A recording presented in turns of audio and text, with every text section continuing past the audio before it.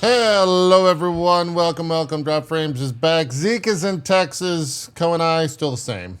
But Zeke, welcome to Texas. I heard that you're a cowboy now. We got you signed in. You signed the contract. Kind of surprised you didn't have a hat. I thought that came with the houses when you moved to Austin. Well, I got a plethora of hats. I just didn't know if they don't fit over my headphones. oh, Yeah. we mean like a cowboy hat, though. No, as You got a soon lot as I of crossed cowboy hats? Oklahoma into Texas, they're like, "Here's your 6 shooters and your hat. Your horse is waiting at your house." And I'm like, "Oh God, I gotta take care of horses. I know how hard that is because of Cohh." Now you were coming from the West. Did you pass the Real Men Love Babies sign? No, but I passed a lot of them that said like, "I'm watching you, God." I'm like, oh, Yeah. Welcome to Texas. yeah. I mean, to be Texas. fair, it's Yeah. He's always got his eyes on he's me. watching you. It's true. That's true. It's very true. It's very true. Well, I think I should like put a caveat in there because like people who say like, "Oh, you're moving to Texas," but then you say like, "I'm actually moving to Austin," so it's like, Yeah. not. It's a different kind of vibe than most of the rest of Texas. That is very true. Yeah, that is very true. So, well, we're glad to have you here. We're glad to have you back. I'm Good to sure be back. you're tired of moving, as everyone is right after they move. It's the worst thing in the Moving world. sucks ass, dude. Don't ever do it. It's the worst thing in the world. We'll cut the intro short because there was a story that was being told to us right before we went live, and we need to know the end of it. Yes. So, This was a great story that all of a sudden became like a Netflix special in a couple lines, and then we had to start the show. So kind of wondering where that's going. That's right. That's right. Today, joining us on the show is Jeff Hickman and Warren Spector from the fine folks over at Other Side Entertainment. Sorry, that was a mouthful. They've got Thick as Thieves launching. Tell me. On my birthday. On his birthday. Okay. Yeah, you guys are. I think is embargo tomorrow, and then full launch on Wednesday. Is that right? Yeah. Yeah. Embargo is Monday. Tuesday is news stuff, and there's another dev diary coming out, and then Wednesday is open. Okay. All right. Well, we're gonna hear all about it. I looked up the first time that Warren joined us on the show. Also, welcome back, Warren. Glad to have you here. And unfortunately, that was in 2024 because I thought that was like January of this year. No, that was 2 years ago when you guys announced the game right after the Game Awards. So I don't know how you time traveled, Warren. I don't know, what time you're from, because it hasn't been 2 years for me since you've been on the show. But welcome back. I'm from the 20th century, dude. Okay, fair enough. That's all we needed to hear. That's all we needed to hear. Jeff, please continue the story. You dropped a bombshell on us, and try to tell it the exact way you were telling us. Yeah. Okay, I'll start the story. So I'm old, but not as old as Warren. See, look, Warren's face. Okay, as long as you qualified it. Okay. Right? I'm a graybeard. I count as graybeard at this point. So in 1985, I was doing what we did in 1985. I was playing D&D, and my first computer was a Commodore 64. And I literally, with the story I was telling, I remember sitting playing D&D with my buddies, and I think I was playing Zork at the time on my Commodore. And so I'm playing Zork, playing with my buddies D&D, and I'm literally like, someday computer games are going to be this. They're going to be sitting with people playing together, doing RPGs. Like was always my dream. And so I went to college in 1987 after I got out of high school. And I was like, how do you make video games in 1987, Warren? You're a programmer. That's how you made video games back then. So I learned very quickly that programming is not for me. I am a very bad coder. It is a bad thing. I'm also not an artist. I literally was like, I guess I'm not going to make video games. And I kind of gave up after my first year in college. I was like, I don't know what I'm going to do. So I was driving down the street in my hometown of Spokane, Washington, and I drove by the Army recruiting office, and I literally turned around and went in and joined the Army, which is crazy. And so I became a Russian interrogator. There it is. And There it is. Yep. There it is again. Okay. I didn't mishear this it. is before the wall fell. This is when the Soviet Union they were still there. Like, this was the thing. I walked in the door and the recruiter's like, and I had no idea. I was like, put me in the army. Give me a gun. I don't know. And he's like, let's put you through some tests. And so you go and you take a bunch of tests, and you take the ASVAB, and then you take I can't remember what it's called. It's a language test, DLAB maybe. I can't remember. And they make up a language and you test the language. And I came back to the recruiter and he's like, you have a knack for languages. I'm like, I don't have that. But he's like, would you like to go to Monterey, California and spend a year and a half learning Russian? And I'm like, that sounds great.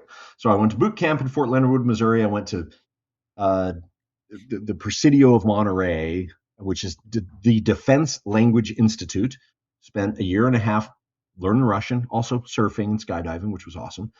And then I went to Fort Huachuca, Arizona to learn how to be an interrogator. And it was the best management class I've ever been to in my life. It was awesome. I'm serious. I got to jump in there. I studied Russian for 6 years. We'll have to have a conversation sometime. Did you really? I had no idea, Warren. Basically, it was all reading and translation. And when I got to college, I placed out of the first 2 years of Russian, walked into my Russian class on the third as a junior, and it was all conversation. And I had no idea how to talk. Yeah. So I did That's not do fascinating. Well. When we do lunch I think we're meeting on Wednesday. When we talk on Wednesday, we'll talk. Okay. But anyway, so I spent 6 years in the army as a Russian interrogator. The wall fell. I lost my job. It was crazy. And right? It's like, okay.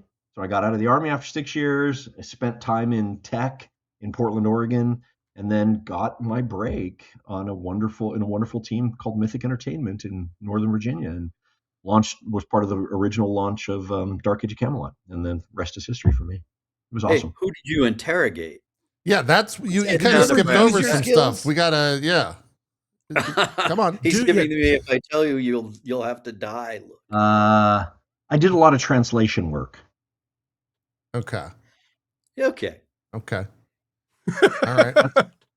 That's what I got. Dot at the end. I translated my fist into people's faces. I translate. But I'll tell you what's interesting about interrogation is it's literally just. I'm going to say this, and people are going to go, especially my team is going to look at me and go, "Wait a minute." The reality is, interrogation is just convincing people to do a thing that they don't necessarily want to do on their own. So mostly it's just managing them. Like, literally, hey, I'd like to know a thing. Here's what would be good for you to tell me this thing. That's what interrogation is. And leadership is, my definition of leadership is convincing people to do a thing that they normally wouldn't want to do on their own. That's leadership. And so it really has, in a very gentle way, let me be clear, in a very gentle way, turned into a great management principle. Funny enough. Funny story. That's how they got me on this show. Jeff, we've been doing the show for 12 years, and I've never felt this threatened before, ever. I can just imagine some guy getting caught over in Russia, and he gets pulled into a room, and Jeff walks in, and he's like, "Hey, guy, you have state secrets. And I'm going to need those. So let's talk about this." Let's talk about it. That's what it is, right? I can tell you, if somebody in a situation like that, if somebody was so nice, I'm sure that throws them off guard. Come on, let's talk. Let's talk. When we're not recording, I'll tell you more stories. Yeah, or you could use the dude to code for you. Just get him to code all this stuff for you. Games? Man, I'm shocked. I'm honestly shook. Straight shook. Yeah. Completely different topic, obnoxiously. I'm in Austin, Texas too. Okay. So how come we're not doing this live? Actually, Jeff lives outside of Austin. Y'all could have done this you guys could have done this at a park. I would have rented one of those little robots, the Roombas with the screens. I don't know if I want to meet Jeff now. All right. Like, what if he try, Jeff, I'm sorry, but what if you start, I don't know what's going to happen. I might get like I'm the black least- bagged and like stabbed in the. I've been JP, watching a JP, lot of TV shows JP. lately. For Jeff to interrogate you, you need to know something he wants to know. That is true. I'm really stupid, Jeff. You don't want to know anything that I know. I've watched you, JP. You're not stupid. I am a blank tabula rasa up here. Just nothing. Oh my We god. should meet. We should do this again in person. It would be awesome. Hey, I'm down. I'm down. I think We Zeke's should down. meet. We should meet at the Tiny Minotaur downtown. Okay, fair enough. And I'll I don't dress know what like a that I is. pirate. invite you But I'm over to my interested. house and have my wife make a spaghetti or something. There you go. Fuck. Is this like a code word, Zeke? Is that like a old spy, Russian spy code word though? Is spaghetti like a? spaghetti? Uh-oh. How old do you think I am, dude? Seriously. I don't know anymore, Can we man. stop talking about old? Yeah. Yeah. Warren's got us beat. I promise. Let's talk about Thick as Thieves. You guys got a game. There we go. There you go. We'll get us back. You guys on have track. a game coming out. You got a There, game back coming on- out back this on, week. yes. Yeah. It seems like a lot has happened over the past 2 years since we last spoke, Warren. The game has changed, I guess is safe to say. Yeah. Can you kind of like talk about some of that, all of that, how we got to where we are now with Thick as Thieves? Yeah, I'll start at the beginning and try to be brief about that. But Paul and I, we've come from a background of making immersive sims, a particular genre that plays a particular way and empowers players to tell their own stories. And they've always been single player games. And what we did was we sat down and we said, what's the next step? Where do we want to go with immersive sims? And what we realized was multiplayer. No one had done it right anyway, and very few people had even tried to make a multiplayer immersive sim. And we wanted to capitalize on the fact that we worked on Thief, and there had been some stealth games, but nothing like Thief. So, and then PvP, that's the thing people associate most with the game and have for a while. Over time, what we discovered was players were kind of gravitating towards working together. We had a game that was, just find someone, beat them over the head with a billy club, steal their stuff, run away. And then someone else would beat them on the head and steal their stuff and run away. The game, it didn't feel right. And so players told us what they wanted. And we, right around the time Jeff showed up, he kind of nailed the co-op stuff. People were doing it anyway. The other interesting from a design standpoint, I was thinking while we were developing the PvP aspect of it, I mean, think about it. A traditional PvP game, you're actually trying to interact with people, with the other players. And in a stealth game, you're trying not to interact with anything or anybody. And so there was that conflict too. From a design standpoint, there was a problem. And from a player standpoint, there was a problem. And so we had to make the shift because we were doing with the game what players were doing with the game anyway. And Jeff could probably tell you more. I mean, like I said, he's largely responsible, certainly responsible for making it work. Thanks. I will Warren. turn it over to you. Appreciate it, Warren. Like, for me, I've only been on the team for about a year. And, I talked to Warren, I talked to Paul about a year ago, and they're like, we're not happy, maybe is the nicest way to say it, with the direction that we're going. And, we want to do co-op, we want to do PvP, we want to do solo. And, and I came in and looked at the game, and it was pretty apparent that starting foundationally as a solo experience, we had to be able to do that no matter what. To train the player, it's a game that is very different than other games. It just is. It's innovative, and so having a solo game was just a necessity. And so it's like, look, let's start with solo, then let's build up to co-op. It's what as we tested it, it's what everybody was doing, and it became very apparent again, to Warren's point, that PvP just evolved into a fighting game. And it's like, that's not what we want to do. We don't want to build a fighting game. We want to build a game that is an interplay of light and darkness, the feeling of each room, call it room, but it's not just the rooms. Like each area of the game is a puzzle to solve. What are the guards doing? What is the security doing? How do I defeat this part of the problem and to bypass it? And just like old Thief, right? Like hopefully we all played that. I did. I played the shit out of it. And so it's like, what are the things that we can do to make it really cool that is not PvP? And let's put PvP just to the side for a minute and make solo and co-op work really well. And I think that's what we've done. And then for us, it was, and I know you guys will talk about this, and so I'll bring it up now. How do we test this? How do we get it in players' hands? And the game has been in development more for 2 or 3 years. And so it's like, let's test it. Let's get players' feedback. I'm an old MMO guy, right? And so for MMOs, we put it in players' hands in beta for months and months and months. And so how do we get this in players' hands? How do we test not just the gameplay, but what they're willing to pay for it, to be frank? And what's the right mix of all of these things? Monetization. We don't want to do MTX. We're not planning on that. So it's like it's a one buy and then play, and then how do we make sure that we're doing the right things? And so we did solo, we did co-op, and that's what's launching for us in 3 days. It's a solo co-op game, one solo with 2-player co-op. It's not small. It's actually quite expansive for what it is, but it's not a giant game. It's a smaller game, a vision of what we want to do. And so you've got 2 maps, you've got 2 thieves, you've got 6 pieces of gear, you've got multiple difficulty levels, you've got a pretty big amount of I hate to call it randomization.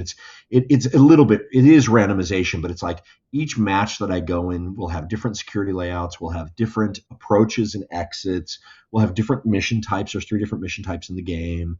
And so when you replay the game, even though it's only 2 maps and it's 16 quests, we call them contracts, 16 contracts, the game we always try to, sorry, what to say this? We undersell a little bit, right? It's 4 hours. But I'll tell you what, replaying the game over and over and over again is a thing that you can do as long as you want. And so we're basically giving you this experience that's like, is it fun? Is it cool? What do you think? We want to hear your opinions. Do you want PvP? Great, we're going to do PvP next.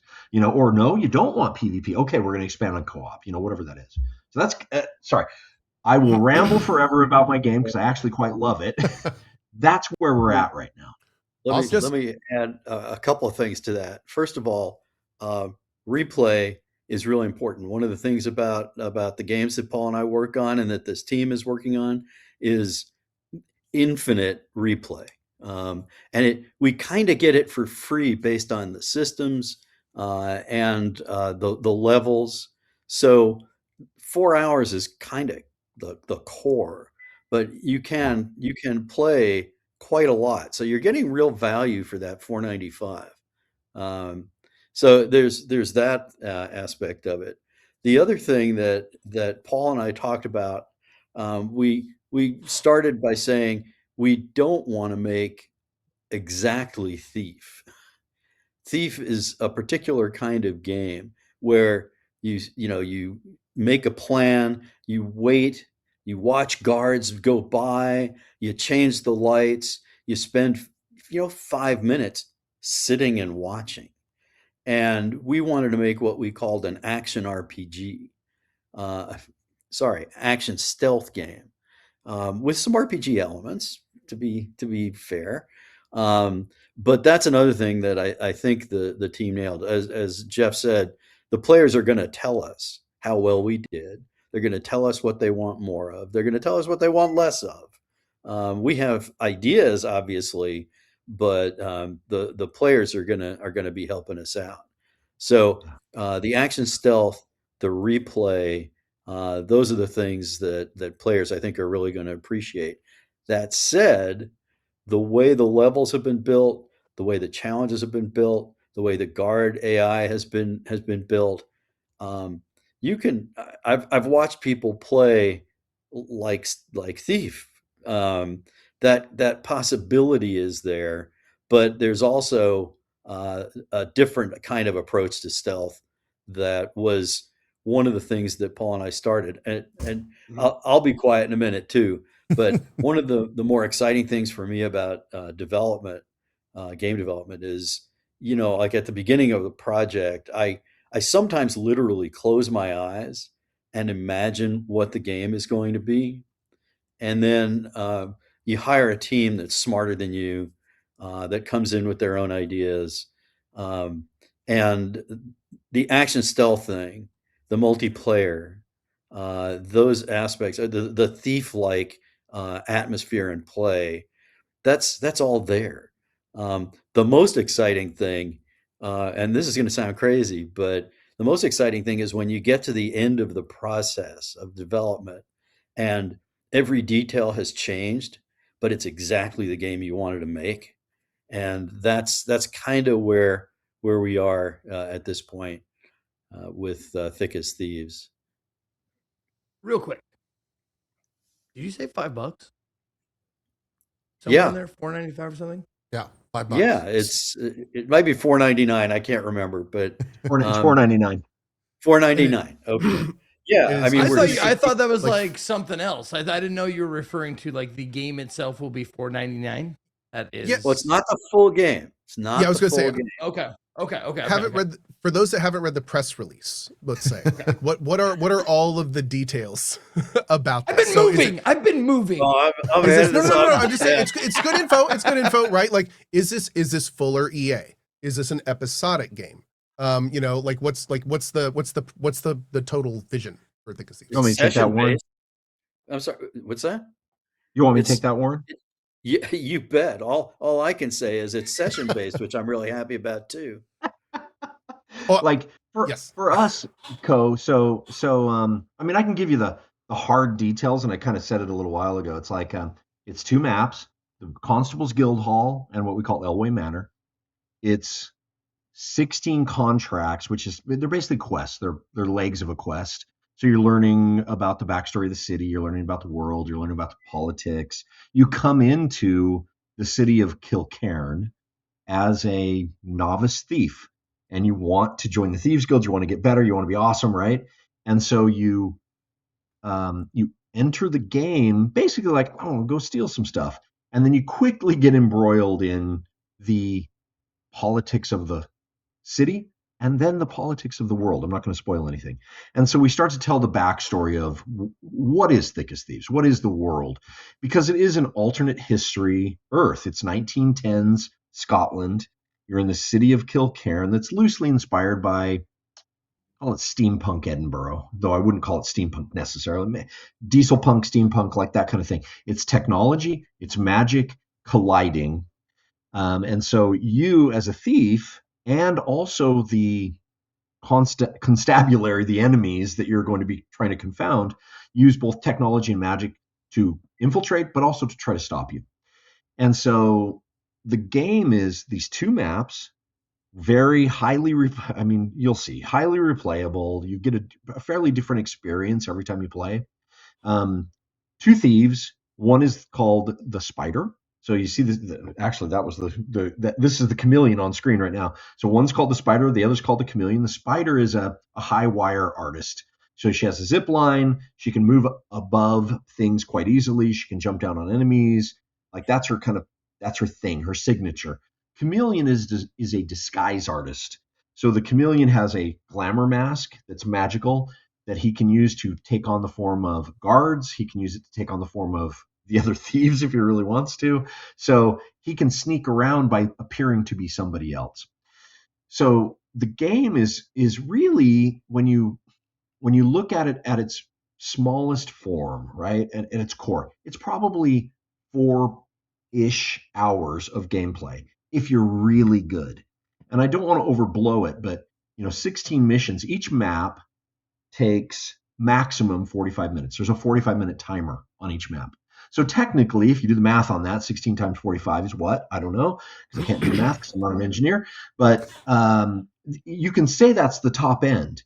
And then you add replayability to that. You can play as long as you want with your friends. There's 25 player levels. Each player level unlocks a new cosmetic, new top hat, a new monocle, whatever that is, and or unlocks difficulty levels, unlocks other maps, actually the second thief, chameleon, is an unlock. You start with the spider and you have to unlock the chameleon.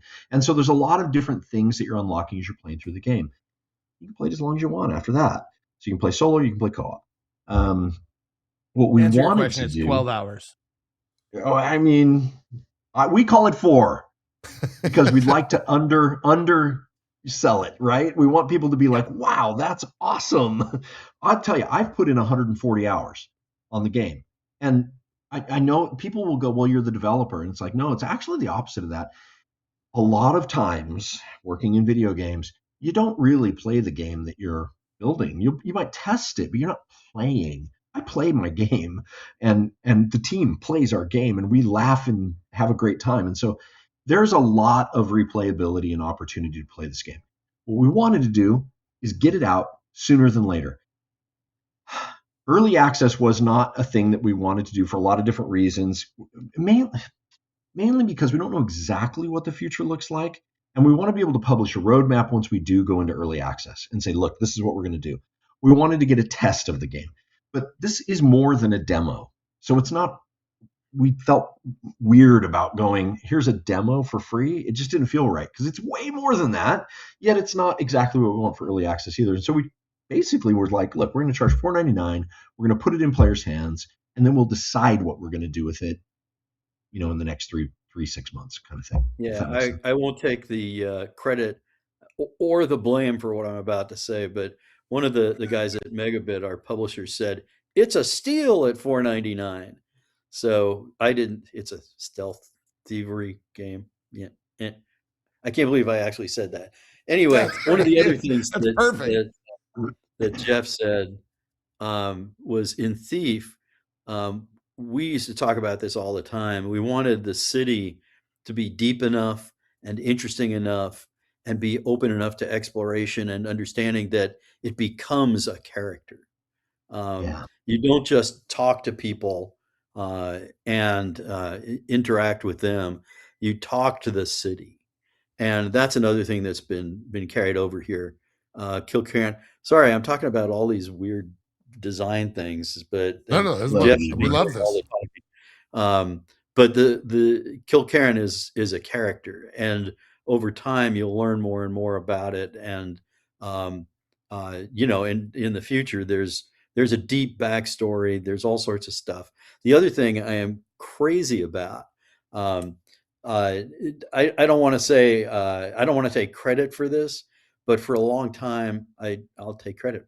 I love the idea of tech and magic. I was actually working on a game at Junction Point that was going to get into some of that, and here it is. That conflict is really interesting, and this game explores some of that too. So there's a lot to like here. He said, being totally prejudiced. And at $4.99, you'd be thick not to get it. I nailed it. Glad All to have right, you back, you're Zeke. hired. We're glad to have you back, Zeke. Yeah, welcome back. So, would you guys say the game is like difficulty-wise? What are players looking, or what can players expect when they first jump in? Like, is failure going to be something that they find common, or? I don't know if common's the right, JP. I don't know if common's the right. So this is one of the challenges that I found when I joined the team. The game can be difficult because it is such a very different thing. There's no fighting in our game. You can knock out guards, so you can walk. If you are good and can stealth, sneak up behind them, you can choke them out. They'll pass out for a little while, and they'll stand up eventually in a couple minutes. But it's not a fighting game. And so I think what people struggle with, at least when I joined, and hopefully we've solved this mostly, is wrapping your brain around light, dark, noise. Don't sprint in our game. I'll give you a heads up, everybody who plays our game. Do not sprint in our game. If you can, and if you're really good, you might get away with it. But our game will punish you for not being stealthy. And so initially when you play, you're just getting your head around, be quiet, stay in darkness. You're almost invisible if you're quiet and in darkness. You can stand in front of a guard, like 20 feet away. If you're in darkness, he won't see you. But if you make noise, if you're in the light, all of those things, the guards will knock you out and they will send you back to the start, basically, is what happens. Got it. And so you will respawn. There's 2 respawn points in every match. If you're outside of the main point of interest, outside of the main building in the map, you'll get sent back to your initial spawn point if you get knocked out. Once you infiltrate, there's a secondary spawn point in every map, so you can respawn inside, so you don't have to make your way all the way through again. That was a very frustrating thing for early players also. And then we lowered the difficulty, to be frank. So initially there was not a difficulty slider. And now we've got novice, we've got thief, and we've got master thief. The higher difficulty you play, the harder it is, the more rewards you get, of course. So when you start the game, you'll start on novice. And we've got a nice fatui that takes about 10 minutes, teaches you the basics, doesn't teach you everything because we don't want to spoil everything. And then you'll drop into your thieves den, which is basically your home away from home. And then there's a map table. Everybody will recognize this, right? It's mission-based. You go to the map of the guild hall, the constable's guild hall, and you'll go in for your first mission. And it'll give you one of 3 random missions. And then you have to make your way through using the tools that you've learned in the fatui. And in general, people will be able to finish that first one. But it is not uncommon for people to fail and have to start over and do it a second time, because you just got to get your head around, okay, this is the game I'm playing. And then after that, when you start to really get it, probably within 4 matches, you'll go to the guild hall, you go to Elway Manor, you'll do some different stuff. And then the difficulty of thief mode will unlock, and we want you to move to that because that's the mode we really want you to play on. It's challenging, it's interesting. It's the mode I play on. Challenging and interesting, gives you good rewards. It's hard. And then about, I'm trying to remember, I'm going to call this wrong. I don't know, like contract 10 maybe, you unlock Master Thief. Master Thief is extraordinarily punishing. So if you really want a challenge and the rewards that come with it, play on Master Thief. It is like, it's very hard. I struggle with Master Thief, and it's my fucking game. So one of the interesting things, again, I'm kind of following on from what Jeff is saying. One of the things that I love about our games is I call it play style matters. How you decide to play radically changes your experience. So one of the rules I have for the teams is if 2 players describe the same experience, we've failed. We want them describing different experiences. So you can sprint if you're really good, I believe is what you said. Ruth? If someone really wants to play that way, we support it. If someone wants to play deep in the shadows, moving slowly, we support it. And those 2 players are going to have radical experiences because of how they interact with the environmental challenges, how they interact with the guards. So there's that difference. And the other cool thing about these games is bragging rights are really important. And people are going to go for that. I Was Never Seen is a very different kind of game than I was seen by everybody along the way. And so players are going to brag about that. The thing is, back in the day, all they could do was talk about it. Now they can show it off. And that's a very different sort of thing. And and I don't want to say no other games, but very few games offer that playstyle matters feel, that unique experience feel, that bragging rights feel. I mean, in most games, I'm going to be judgy here. In most games, you get bragging rights for killing a monster that's really hard. We don't care about that. We just don't care about that at all. Yeah, Fair I'm with enough. you. It's one of those things that, I try to sneak through the levels, but I also know there's time, and everybody does, right? We tell you at the beginning of every match, 45 minutes, that's all you got. And most people, like, I can on thief difficulty, I can beat guild hall or manor in 15 minutes probably. That's my play time generally. But I'll tell you, if you like, when you and doing it fast doesn't accomplish anything for you.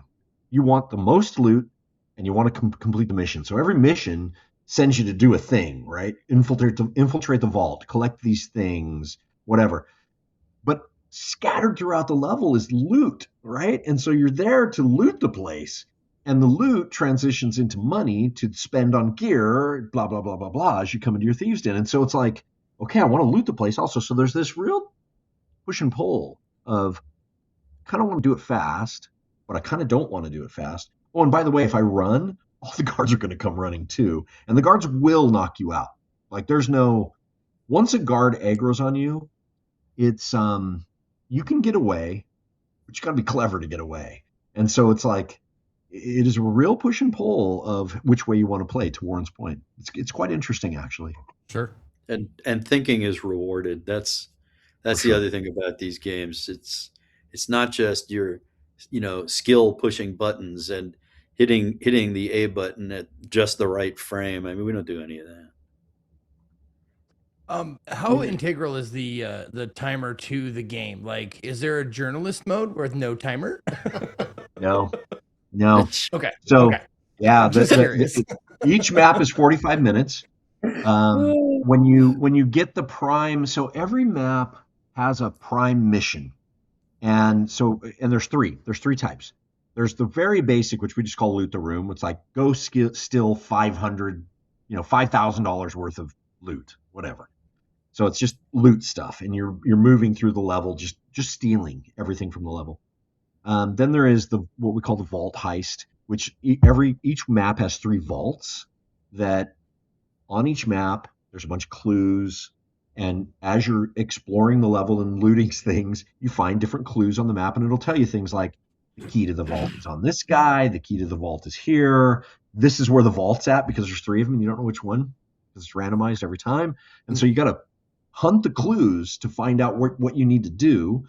So, and then you go to the vault, you got to get into the vault first, unlock the vault, get in, and then get out with the loot. And then the third is an item collection mission, which is 3 items in each level that you need to collect. In Elway Manor, it's magical urns. They're just big, literally like canopic urns from Egypt, sitting in the level, but it's randomized. They're all over the place, and so you never know where you're going to go. And there's clues that tell you where the urns are. In Guildhall, it's the Staff of Edinburgh. It's 3 parts of the Staff of Edinburgh. And you got to go find them, and the clues tell you where to go. And so getting in, getting out is super important. And we didn't want to make people rush. It's the opposite of what we want. We want people to stealth. But also, we need there needs to be a little pressure, right? And so you need to kind of feel that. And so at the beginning of the match, like, go do this thing. You got 45 minutes, my friend. And once you complete the prime quest, you've grabbed the loot, you get all 3 of the items, you get enough of the loot in loot the room. A timer starts. It's 8 minutes long. There's a magical door that opens up somewhere on the level, and it's random. And we go, okay, it's on the second. And we put it on the map. We tell you where it's at, but almost always it's over on the other side of the map. And you got 8 minutes to get there. And so we up the pressure just a little bit. We don't want you to run. You've got enough time to stealth to that, but we want to pressure you a little bit to make you go, because that's part of the game, right? Is a big part of a stealth game, and that's exactly what we did. Yeah. So time is important. Makes sense. Okay. Co-op wise, does the extra person help or hurt more often that you guys have noticed? So I think it's a glorious thing, right? I love the inside of that question, actually, because on one hand, co-op is way easier if both of you are pretty good. If both of you aren't pretty good, there is definitely this thing where you're like, please don't step on that pressure pad. Please don't trip that tripwire. Please don't alert that guard, my friend. Like, there is definitely that. Okay. And I actually think it's glorious. So you're in a match and you're kind of watching your buddy, and he's like, walking, and you're like, oh, okay, good, you did good. And so it is definitely, again, just like the rest of the game, there's this push and pull of, if you invite your friend and he's good, if you pick up a random and they're not, it's like, ugh.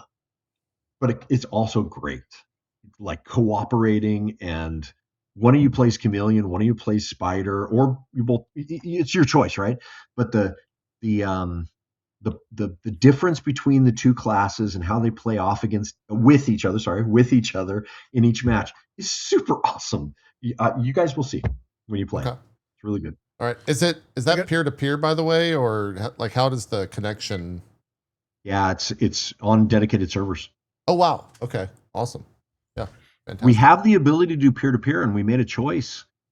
I don't know, probably 8 months ago. It's like, what's the best experience we can give to our players? And the best experience you can give to players is to assure that the server experience is great. And peer to peer can be a little, I mean, it's up to the peer, right? It's up to the person on the net. So we pulled that back for now, and we can always re-implement it. We've talked about it, but for now, it's dedicated servers. Okay, fantastic. So with a follow-up to that though, dedicated servers have been like the bane in some cases of existence for some games because of their required upkeep. And this is honestly, from the sound of it, one of the better priced games out at $5. So like, what's the longer term plan? Is there like a? Go ahead. No, I was going to say, I think that is yet to be seen from us. We have a couple of different ways that we can go. We talk about all these. I have a roadmap for the next 2 years, actually. But until we know exactly how the players react and what they want and what works and what doesn't, I don't want to comment too much on it. Like I said, we have a peer-to-peer mode. We can pull back on dedicated servers and just go peer-to-peer. We have an idea of, and we will do an early access and actually build an early access Steam game, just like most games do. So we have a plan for that if we want to do that. We have a PvP plan that's quite interesting. That is not, it doesn't devolve into a fighting game. It's more like, we talk about it being more like Mario Kart. Like you're bumping people, you're getting in the way, you're taking things from them, you're making them drop the loot. That kind of stuff. Instead of I have a billy club and I'm hitting you over the head. That's not our game. And so we have a PvP plan if that's what players want. And I think we just need to get it in players' hands and see what they want, and then we'll make that call on exactly what the roadmap looks like. Awesome. So, couple of follow-up quick questions. One about the game and one actually more to you, Jeff. The game itself, is this 4 hours? I love immersive sims, but one of the big things I really enjoy in them is like the narrative, like getting immersed in this world. And is there like a story I can follow along, or is it more just kind of here's how to play the game, have fun? No, there's a story. So I don't want to call it a big, deep narrative because the story is told almost entirely through the quests. So when you start the game, you're introduced in a very short cinematic cutscene that is like, you're a new thief to kill Cairn. This is why you're here. And then you start the Fatui. Literally, you've broken into your first house and you kind of start there. And then there's a fairy named Tristan who guides you through the Fatui. And Tristan is one of the Fae and introduces you to the magic and technology of the world, and so teaches you how to work through the game. And the first quest is join the Thieves Guild. That's it. Then you go to the second quest, and the second quest is, hey, you discovered I'm not going to ruin this. So you discovered a thing in the Fatui, right? You discovered literally a thing that you have now, and the Thieves Guild is like, I want you to find out more about that. And so you begin this journey of determining what you found and why is it important. And then that opens up into, oh, there's something else going on between the Elway family, the three Elway sisters, constabulary. What's happening? And then as you discover each contract opens up a little bit more and a little bit more of the story, and it starts to progress into what's going on in the world, like the politics of England and Germany, to be frank, and the Aztec empires. It's like things start to pull together in a way that you go, huh. And then we leave you at the end of contract 16, at the end of the quest with, oh my Lord, what are you going to do about this conundrum? Okay. That's actually one of the things I was wondering. I was wondering, is there going to be like an ending to this, or is it more of, okay, so that's good to know. That's good to know. To be continued is literally what it says at the end. Continue to play, enjoy yourself, to be continued in the future. Got it. Okay. Call it chapter 1. And I'm going to call myself out on this real quick, and I'm sure I'm not alone, right? Fatui, what is that? I'm sorry. God, Jesus. I think that's a movie about a rat that cooks. I have Yeah. I have broken one of my rules that I literally tell all my team not to do and use game dev speak. First time user experience. Okay. It's an acronym. I didn't know that. Okay, cool. It's the training. It's the 10-minute train. We actually have 3 maps, really, because we have a little teeny tiny alleyway map that ends in a jewelry store that is the first time user experience where we train the players how to play. Okay. Cool. Excellent. Okay, so FTUE. Got it. My bad. Okay. All good. And- All good. I just didn't want to sit here and go like Fatui. Yep, I get it. Totally understand what you're saying. Hey, I didn't know the And- first time I heard it either. So And here I thought it was Jeff's name for the Thieves Guild.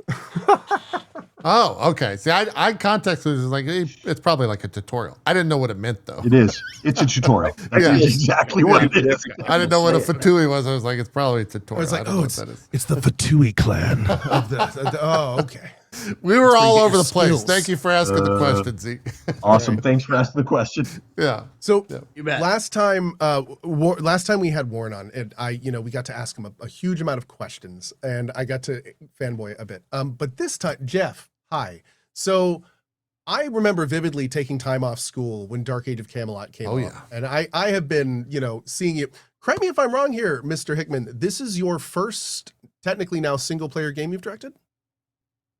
Boy, is that true? Because most of them are MMOs, right? Yeah. Like yeah, you've been I'm an pretty much- MMO guy. Well, not I'm only an MMO guy. MMOs, but like multiplayer. Yeah, Which kind of leads me. So like what I'm wondering is you have now, you joined this project like right in your wheelhouse, firmly where you are comfortable. And then it has since transitioned as the director of this project into something that is kind of new to you. So my question is kind of a two-parter. It's like, what have you taken from what you've known? And my second part is, has there been anything that you've had to kind of like forget or push yourself away from because of how kind of like this new realm you're in? Yeah, the answer is yeah to the last one, but I'll give you some detail. Like, funny enough, in my opinion, okay, so I've Dark Age of Camelot, Warhammer Online, Star Wars: The Old Republic, those are all mine. Every one of them, if you think about the way that players play, having a solo experience is extraordinarily important. I've always believed that. A lot of people play MMOs and never ever play with another person, even though they're playing with other people. They get in and they experience it as a solo game. And I think that was literally one of the things that I brought to the team, hopefully, is, hey, is this fun to play alone? I think that's important. And I don't think the team was really thinking about it that way at that point. And so for me, I actually don't think it's a big change from in that way. It's like, if it's fun solo, then we can build on that. And that's what we've done. Fun solo, go to co-op 2-player. We've talked about co-op 4-player. In fact, we've played co-op 4-player, but we wanted to make sure that 2 players good, right? And Imagine then all 3 of your friends stepping on the pressure plates. It could be amazing. It could be amazing or horrible, right? Which is great. That's part of what's great about these games. And if you pay attention to all my games, they're all PvP games. Dark Age and Warhammer are PvP games for sure, and Star Wars has that. So I love PvP. Rules of Hutball. Yeah. Absolutely. Oh my God. I could tell you stories about Hutball. So that I think is just a thing that you bring with you. Like, solo is important. What did I have to unlearn? It's not an MMO thing, actually. It's more like big company thing. I worked Mythic I was employee number 26 at Mythic, right? So it was a small team, but we quickly grew. As soon as we launched Dark Age was a slam success. And so we grew to hundreds of people. Warhammer, when we launched Warhammer, EA, Electronic Arts, had purchased Mythic, and so we became part of Electronic Arts, this giant company, right? And then I moved down here and ran the BioWare studio down here in Austin. When we launched, I'm going to get these numbers wrong, but when we launched, I probably shouldn't say it, but I don't care. When we launched Star Wars: The Old Republic, we had 600 or 700 developers, like actual developers on the team, plus who knows how many outsourcers, right? These gigantic teams. And then when I left EA, I went to Zynga, another gigantic, company that I had hundreds of people. We have 20, maybe 19 on Thick as Thieves, plus some outsourcers and help from external contractors. But it's a tiny team, and doing what you can with what you've got is a thing that I had to really get my head around. And I've worked on small teams in the past, but not like this, not to game launch. And it's a really big deal to like squeeze the best juice you can out of that. And with talented people doing a really great idea, high production value, but a small slice of what we intend for the future. So that's the biggest thing for me. It's like small team more than anything else. Very cool. Trying to wrap my head around the fact that how many hours I have in Dark Age and the fact that you're responsible for it. Like, it's kind of full circle for me. Dude, I used to have my buddy in college come over on weekends, and he would lead, he would do pub raids for the trials. Yeah. And what he would do is all of the guild leaders would get together, since he was so good at leading, and they would all order him a pizza from his local pizza place to run the raids. So then I would sit on the bed and eat the pizza with him while he'd just lead these giant raids, getting these trials done. It was it was good times. I mean, good pizza. Dark Age for me, not to talk too much about the past, but remember, I had given up on my goal. Like, I was like, I'm going to make video games. I spent the 90s in tech. I was a Cisco administrator. I did a bunch of, tech networking stuff. That's Cisco, what I did. That's a name I haven't heard in a while. Right. And so I'll give you another one. I was a Novell systems administrator in the mid 90s. Anyway, so I was playing EverQuest in the late 90s, and I was a bard, and I was tired of doing Vox raids to find my fucking scale for my singing sword. And I'm okay, I'm not going to, I love this game, but I'm not going to do it anymore. And I was looking for a new game to play. And at the time I was playing, if you guys remember Rollmaster, the board, the tabletop Rollmaster, right? So Rollmaster is a rule set that was competing with D&D at the time. And I was playing Rollmaster because I thought it was cool. And I was looking for a new MMO to play, and I stumbled upon Dark Age, which was in production, and they were looking for beta testers. And I was like, oh man, I'm going to play that game. That's going to be the best game ever. It's going to be awesome. It was at the time, it was based on the Rollmaster rule set. And it changed. Yeah, I never knew that. I didn't know that. I don't know if anybody knew that. And they some deep lore. They were talking. I think they had a license to do it, and then something happened. They had a falling out with the guys from, I don't even know what the company was at the time, but they had a falling out with them or something. Rob Denton could probably tell the story better than me. And they moved away from Rollmaster. But anyway, so I was really excited, and I scrolled to the bottom of their very young website in 2000, and at the bottom there was a position for a director of customer support, and I was like, do that job. And so I sent my resume, and I got a phone call from the founder of Mythic 2 hours later, and he's like, wow. Hey, we want to talk to you. On the telephone? Awesome. Yeah, it was on the telephone. It was awesome. And 3 months later, I moved to Fairfax, Virginia with my family, sold my house in Portland, Oregon. And that was my, boom, I was employee number 26. And it was a tiny company, and we did everything. So I ended up being CS, QA. I did a bunch of marketing stuff. And my mentor, Rob, the founder of the company, one of the founders of the company, was like, I know you want to make games. I'm going to teach you. And he literally over the next 2 years would just invite me to every meeting. And he's like, just go sit in the corner and be quiet and listen. And I spent 2 years listening. And he was absolutely awesome. And we launched the game a year and a half later, and everything went great. And 2 years after that, I became an executive producer because I had a great mentor. That is a perfect story of putting yourself out there. Just taking a risk. I'm going to do that. That's incredible. That's so, and then here you are years later. That's so cool. Do it. Warren, out of curiosity, how did you get into all this? Oh God, how much time do you have? I played D&D for the first time in 1978. Amazing. With Gary Gygax, probably. What's that? With Gary Gygax, probably. The creator. No, I met Gary. I met Gary, but I did not play with him. Okay. I got to be friends with Dave Arneson, and didn't get to play with him either. But no, my dungeon master was a guy named Bruce Sterling, who was one of the creators of the Cyberpunk genre. He and Bill Gibson literally Oh my were the God. two created. Okay, Corey Warren, was we just- get it. You're kind of a big deal. Dude, he's just Jeez. dropping names like Johnny Appleseed. Yeah, Like, what "Man, the I got hell's these going names on that are over- just falling out of my pockets, dude. Yeah, I you got know, all these yeah. names. I know it doesn't appear this way, but I feel very uncomfortable talking about my life because I am the luckiest damn fucker on the planet.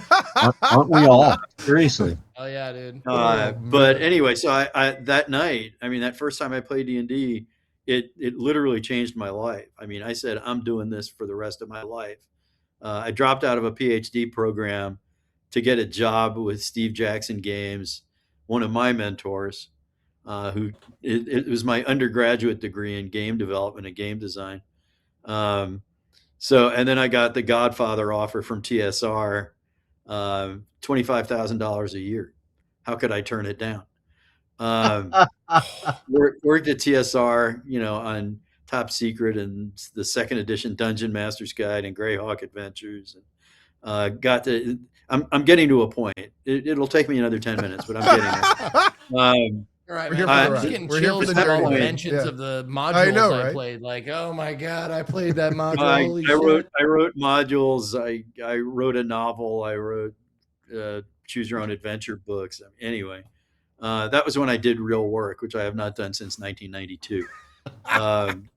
But at that point, there was a company called SSI. Really smart people, great people. Strategic and simulations. What's that? Strategic simulations. It's awesome. Yeah, exactly. They got a license to do AD&D games, and I was testing them, and all I could think was they're simulating the wrong things. I mean, they were simulating the character classes and the die rolls and those stats that we all, I mean, those attributes, strength, dexterity, wisdom. We all know that, right? They were simulating literally the game, and I didn't want to play a role playing game ROLL. I wanted to play a role playing game ROLE, and they weren't doing it.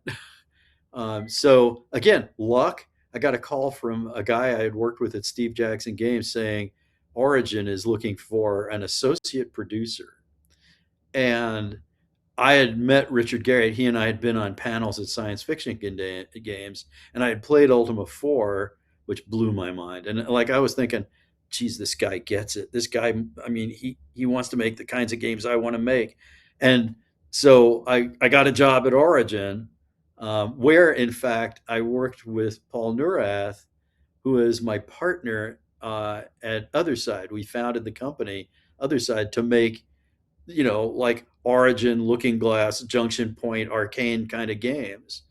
And Paul, he's an amazing guy. He made a game called Space Rogue, which was a combination, a genre mashup of space flight sim, role-playing game, and arcade game. The arcade game was great, by the way. It was like giant ants that you had to kill. It was awesome. But I started making my own games there, and did that for 6 years, and then left to go work for Looking Glass. I worked with them on Underworld 2, System Shock, Thief for the middle year of its 3-year development cycle.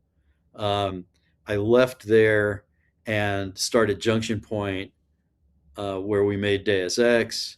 Left there when I couldn't do it anymore. IDOS had me doing sequels, and I don't do sequels. I just don't do sequels. Sorry. Like I always tell potential partners, this is a well-practiced line. I make the games I want to make the way I want to make them. And if you don't want them, let's part ways and stay friends. And it's because, I mean, you have to be willing to walk away from a statement like that. And I always figured I can open a bookstore. That's no problem. So that's kind of it. I mean, I taught for 3 years at the University of Texas, and then Paul and I started Otherside because I realized I was, I think, a pretty good teacher, but I wanted to make stuff, and so we're making stuff. That's the short version. Believe it or not. Making games is the best thing ever. It's also the hardest thing ever. I've done a lot of hard things in my life. You know, it's just to throw around more things that you're going to think I'm an obnoxious asshole. When I was working for Disney, which I forgot about, working on Epic Mickey, I forgot I worked for Disney. Yeah, casual. Epic Mickey fans out there, no. God, you're killing me, guys. This is my life. I can't make it not my life, you know? I'm sorry. But anyway, I would go to Disney Animation and I would go to Pixar and talk to those guys. And the Pixar guys, obviously super talented, but I wanted them to evaluate our animation, just give me some feedback on our animation. And they said, "Oh, you don't want us doing that. We're pretty hard on stuff." It's like, guys, we're pretty hard on stuff too, don't go there. And then they said, "What we do is really hard." And I just said, "What you do is not really hard. You render a frame every 30 hours. We render 30 frames every second." I mean, get over yourselves. Like, anyway. Let's not get into He kicked over the Pixar lamp industry. like a boss and just kicked it Or over it's and like- threw it in the trash. And that's why you I'm not want me to allowed to get set really foot at obnoxious? Disney World. I can tell you about my experiences in Hollywood. That would blow your minds too. But anyway, that's how I got into it, and that's a little bit more that you didn't ask about. No, that was perfect. Awesome. That was perfect. No, dude, Warren, if we're giving you shit, it's because it's like I play video games in front of a screen all day. Like you were out there living and meeting people and doing shit. Like, well, there's a big difference. Honestly, you know why I can do that? It's because there are guys like Jeff. Okay, I mean, Like me?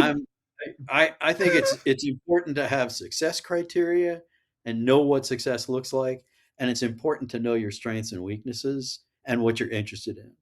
And what I'm good at is concepting. I'm pretty good at that. I can take a concept and a vision and get a team to realize it. I'm pretty good in pre-production when we start figuring out what we want to do and how to do it. And then I'm pretty good at when you get to like alpha and the game is no fun, I'm pretty good at making it fun. But you'll notice I didn't say anything about production there. I hate production. It's boring. I mean, and every day in production, your game gets less and less and less like what you thought it was going to be.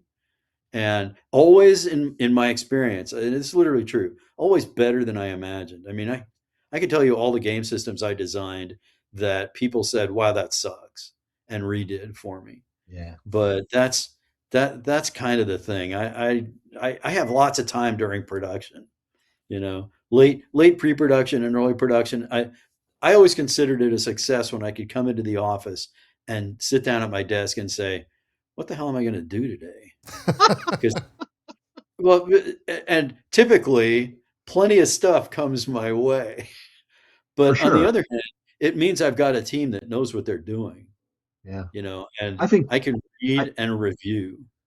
Yeah, I think having people like you, not that there's anybody else like you, Warren, but having people like you who have that idea, and then I mean, my job is actually quite simple. Oh, not easy. Don't say simple. that. My job is Come simple. on. How about this? I'm not saying easy. I'm saying simple. We're done here. See you later. Understand the vision and make it a reality. That's it. That's my job. Easy. I kind of was That's hoping harder than what I while do. Warren, Way harder. I was kind of hoping while I Warren was get looking to up, like sit at my I make, desk and do this. Wouldn't it be cool if, True. What were we trying to say? I'm Third I time's was the saying, charm. I was, Go. I was kind of hoping while Warren was like, I make unfun games fun. I'm great at concepting. Jeff was like writing his list at the top. He's like, interrogate Russians. What? Simple but not easy. There you go. Simple but not easy. Yeah. So, can I say seasoned? Is that an okay word? Experience. For you guys? Experience, Are you talking seasoned. about me, or are Sure. you talking about both of us? I'm talking about both of you guys. Well, I just want to know, like this is just, there's no specific topic for this question, but I just want to know, like, what is, like, in your opinions, the biggest misconception about making video games? That it's fun. I can't tell you. I have gone Perfect. to parties and interacted with normal humans so many times, and they say, they ask, "What do I do?" And I say, "I make video games," and they all go, "Oh, that sounds like fun." It's like, no, fuck you. It's not fun. And then you slap him in the face. Warren Spector says hi. And then I give him the Warren slap right across her face for being so dumb and asking me. That's a silly great question. Oh, man. Warren's not. I wouldn't have said it the same way, but Warren's not wrong. I mean, I take great joy in making games, but it is. I said it earlier. It's the hardest thing I've ever done in my life. I spent 6 years in the army eating spiders and interrogating Russians. That was hard, really hard. This is harder. It requires. When I talk to people coming into the industry, they're like, "What's the thing? What's the thing that you?" I'm like, resilience. There is so much up and down. There is so much. We all see what the industry looks like right now. Like, there's no getting away from it. And surviving. I can't even imagine how Warren has survived this long. I don't know how I've survived this long. It is really, really hard. And is it joyful? Yes. Is it fulfilling? Absolutely. But is it fun? We don't play video games all day. That's not what we do. That's what people think. Yeah. That's what people think. I can tell you, I don't know exactly how I've survived 43 years. I get a twitch every time I say that. But it has a lot to do with, again, I really do. I really am the luckiest guy in the business. But here's the thing that you have to remember. In order to get hit by a train, you have to stand on the tracks. You got to do that work. And I worked really hard to get in the way of luck. But I've never been assigned a project. I've always just that well-rehearsed line. I have always made the games I want to make. And my other attitude, I don't know how I keep getting work. I really don't, because I say stupid stuff like, my only obligation to a funding partner is to make one more game than necessary for someone to fund my next one. And like, I'm the king of the cult classics. I will not tell you sales figures, but I guarantee that Jeff has made games that sold a lot more copies than anything I've worked on. A lot. But I've made the games I want to make. And, I have my success criteria, which if I recite them, I will not work again. But that's a lot of it, working on things that you desperately want to make, getting, again, is it luck? Hiring the right people to make the game. You make your luck, right? And relishing those, you said joy, which is a word I've been using a lot recently. Because, as a developer, it's not like you're just happy all the time, that's not it. But if you can find moments of joy, you win. And like we've got another project going, and the game director on that, he and I we were brainstorming something. We were talking about a portion of the game that wasn't working. We were sadly, doing some scoping planning. And that was a week of joy. It's making games is stressful and it's hard, but I had a week that was joyful. And if you get a few of those during a game, well, more than a few, but that'll keep you going, you know. Plus the other thing, okay, so I'll shut up and let you talk in a minute, Jeff. You know, we're here to talk about the game, and I'm doing anything but. When I was at Origin, I used to listen to Richard Garriott, one of my other mentors. He was my graduate mentor. I would sit there and think, we're going to change the world. I mean, we are literally going to change the world. And we did not, I'm not talking about Origin or me or us, but video games literally changed the world. So I was right. And like, we did it. That's huge because, and this is still true today. You know, a new medium of communication or expression or a new art comes along once or twice a century. You know, movies and radio in the 20th century, with television being a mashup of those. Um, we're everybody making games is contributing to the creation of the medium of the 21st century, you know, all capital letters. And if you can't get excited about contributing to something that comes along once a century, I don't want to work with you. Well, and there's still time. I tell indie developers, you've got to do things that are so special and so different that you advance the state of the art and make people forget I ever existed. I mean, Yeah. that's their job. And how can you get burned out when you're creating a new art form which nobody gets to do?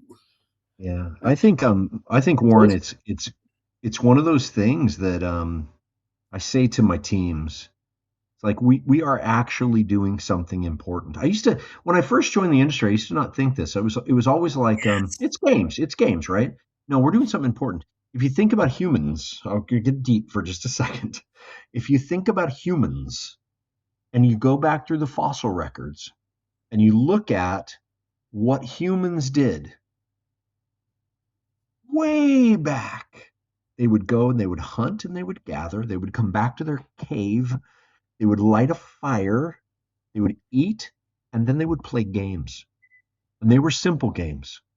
But the ability to distract your brain from the realities of life. I don't know, you know, and I'm not about like run away from things. That's not my point. But being able to distract yourself from the realities of life, entertain yourself, and have joy in your relationships with other people through games. Entertainment is a critical part of who we are as human beings. And what we do in gaming sings to that. And I think that it is critical to who we are. I think that it is critical to human beings, and I think that we do important work. The word important has crossed my mind many times over the years. So I believe that too. And I promise I won't. I have a lecture about narrative in games, and it's you know what? Well, actually, the better example is one about what we can learn from other media and what we shouldn't learn from other media. And one of the most important things to me is oral storytelling, like, you know, Homer standing in front of a group of people telling the Iliad. And we can learn a lot from oral storytelling, like people who do poetry slams. We can learn from that. All right, I'm sorry. I'll go off on this forever. We should be talking about Thick as Thieves. No, I love that. No, dude. Like, listen, we're all here wildly with interesting. rapt attention, Yeah, no. and Yeah. and you just The other- Jeff, you just. Oh, sorry. Go ahead. Well, the other thing, I'm going to be really obnoxious now. One of the reasons I loved working at Origin and Looking Glass and creating Junction Point and Ion Storm Austin is because we think about this stuff, you know, and I've worked with and some other developers and met and talked to a lot of them, and they're not thinking about this. They're thinking about hit points and monsters, and we can do so much better than that while still providing, you know, players with fun, a diversion, um, I mean, like in my games, I want my players to learn something, and I want them to learn it through play. Yeah, I'll stop there. No, dude, like what I was gonna say was Jeff like really hit the nail on the head. Like this streaming thing just fell in my lap, but entertainment is always what I want to do at my core, and you can tell the people who are in it for those reasons because they feel like it's important or they feel compelled or something like that. Yeah. Yeah. What the hell? Great to hear it from. It's great to hear from you guys. Honestly, it's like it's really reassuring. And to Warren's point, like I've learned more from video games than I have from any other medium. Yeah. Yeah. No question. I think it's right, and it's. And I'm not going to name names, and I'm not here to downplay the importance of big company in video games, because there is an importance to big company, big games. There is, and we can argue about the ins and outs of that. And that importance is their funding. Anyway, moving on. I do think that there is a group, and I think we're in a special time right now. Actually, I'm generally a positive thinking pragmatist, maybe is the way to look at it. But I look at our industry and I think about the independent developer, the small developer, the games that are being produced by 5 to 20 people. I think that's actually the glory of where we're at right now. If I try to look on the bright side as much as I can in where we are at right now, the things that are coming out from smaller developers, because big developers generally don't take chances. They generally don't want to do something that's like, that's crazy. It's like, but it could be great. That's, I think, the place that we're in right now. And you look on Steam or wherever, right? You look in any of the places you can get games, and it's like, wow, that is a game that I never. Windrose. I said this to you guys before, and I'm not pitching other games here, okay? I'm a pirate guy, and I've always wanted to make a pirate game, but big companies won't make pirate games. Well, Ubisoft tried, right? Yeah. There's not in general in the past has been seen as a big enough market for it, so big companies won't do it. Here's Windrose, right? What a game. I've only played it for 10 minutes so far. I'm in, Cohh. I'm going to do it. But I've got a whole pirate crew that is playing that game, and it's like... Oh, what's it been? Less than a month, over 2 million copies sold. Yeah, it's amazing, right? That is where the industry is, and in my opinion. Not that there's not a place for the Electronic Arts of the world, but this 20 people, man, what we can do as an industry is amazing to me. Seriously. Well, the thing now is, if you have an idea for a game, there's an engine that will help you make it. There are 10 different monetization strategies, and there are a dozen ways to reach an audience. I mean, discoverability is a huge problem, but right now there's a reason why this is a golden age for indies, because everything is there for them to succeed. Yeah, for sure. I love it. I know you probably don't know this, but I just recently asked my chat, like, how long have I been doing? Because I've been doing an indie day every week. I do indie Saturday or indie Sunday, and I've been doing it for 11 years now. Wow. And where we showcase like 4, 5, 6 different indie games on a day, 1 day a week. And let me tell you, man, it has like over these 11 years that I've been doing it, it has become like, it just grows. It's grown exponentially to how many games are being released every single day, not just week, Amazing. every day. We play games for a living, 8 to 12 plus hours a day, and we cannot keep up with how many games come out. So how do you decide which 4 to 5 games to put on your show? Simple. Which ones will make the most money? Oh, what? Yeah. Which ones give me the most viewers? Does it have boobs in it? No. Yes, that's the second option. The short of it is. Go ahead. You go first. It's how do I decide? I have my audience. They go to my Discord chat, and I have a tab for indie game suggestions.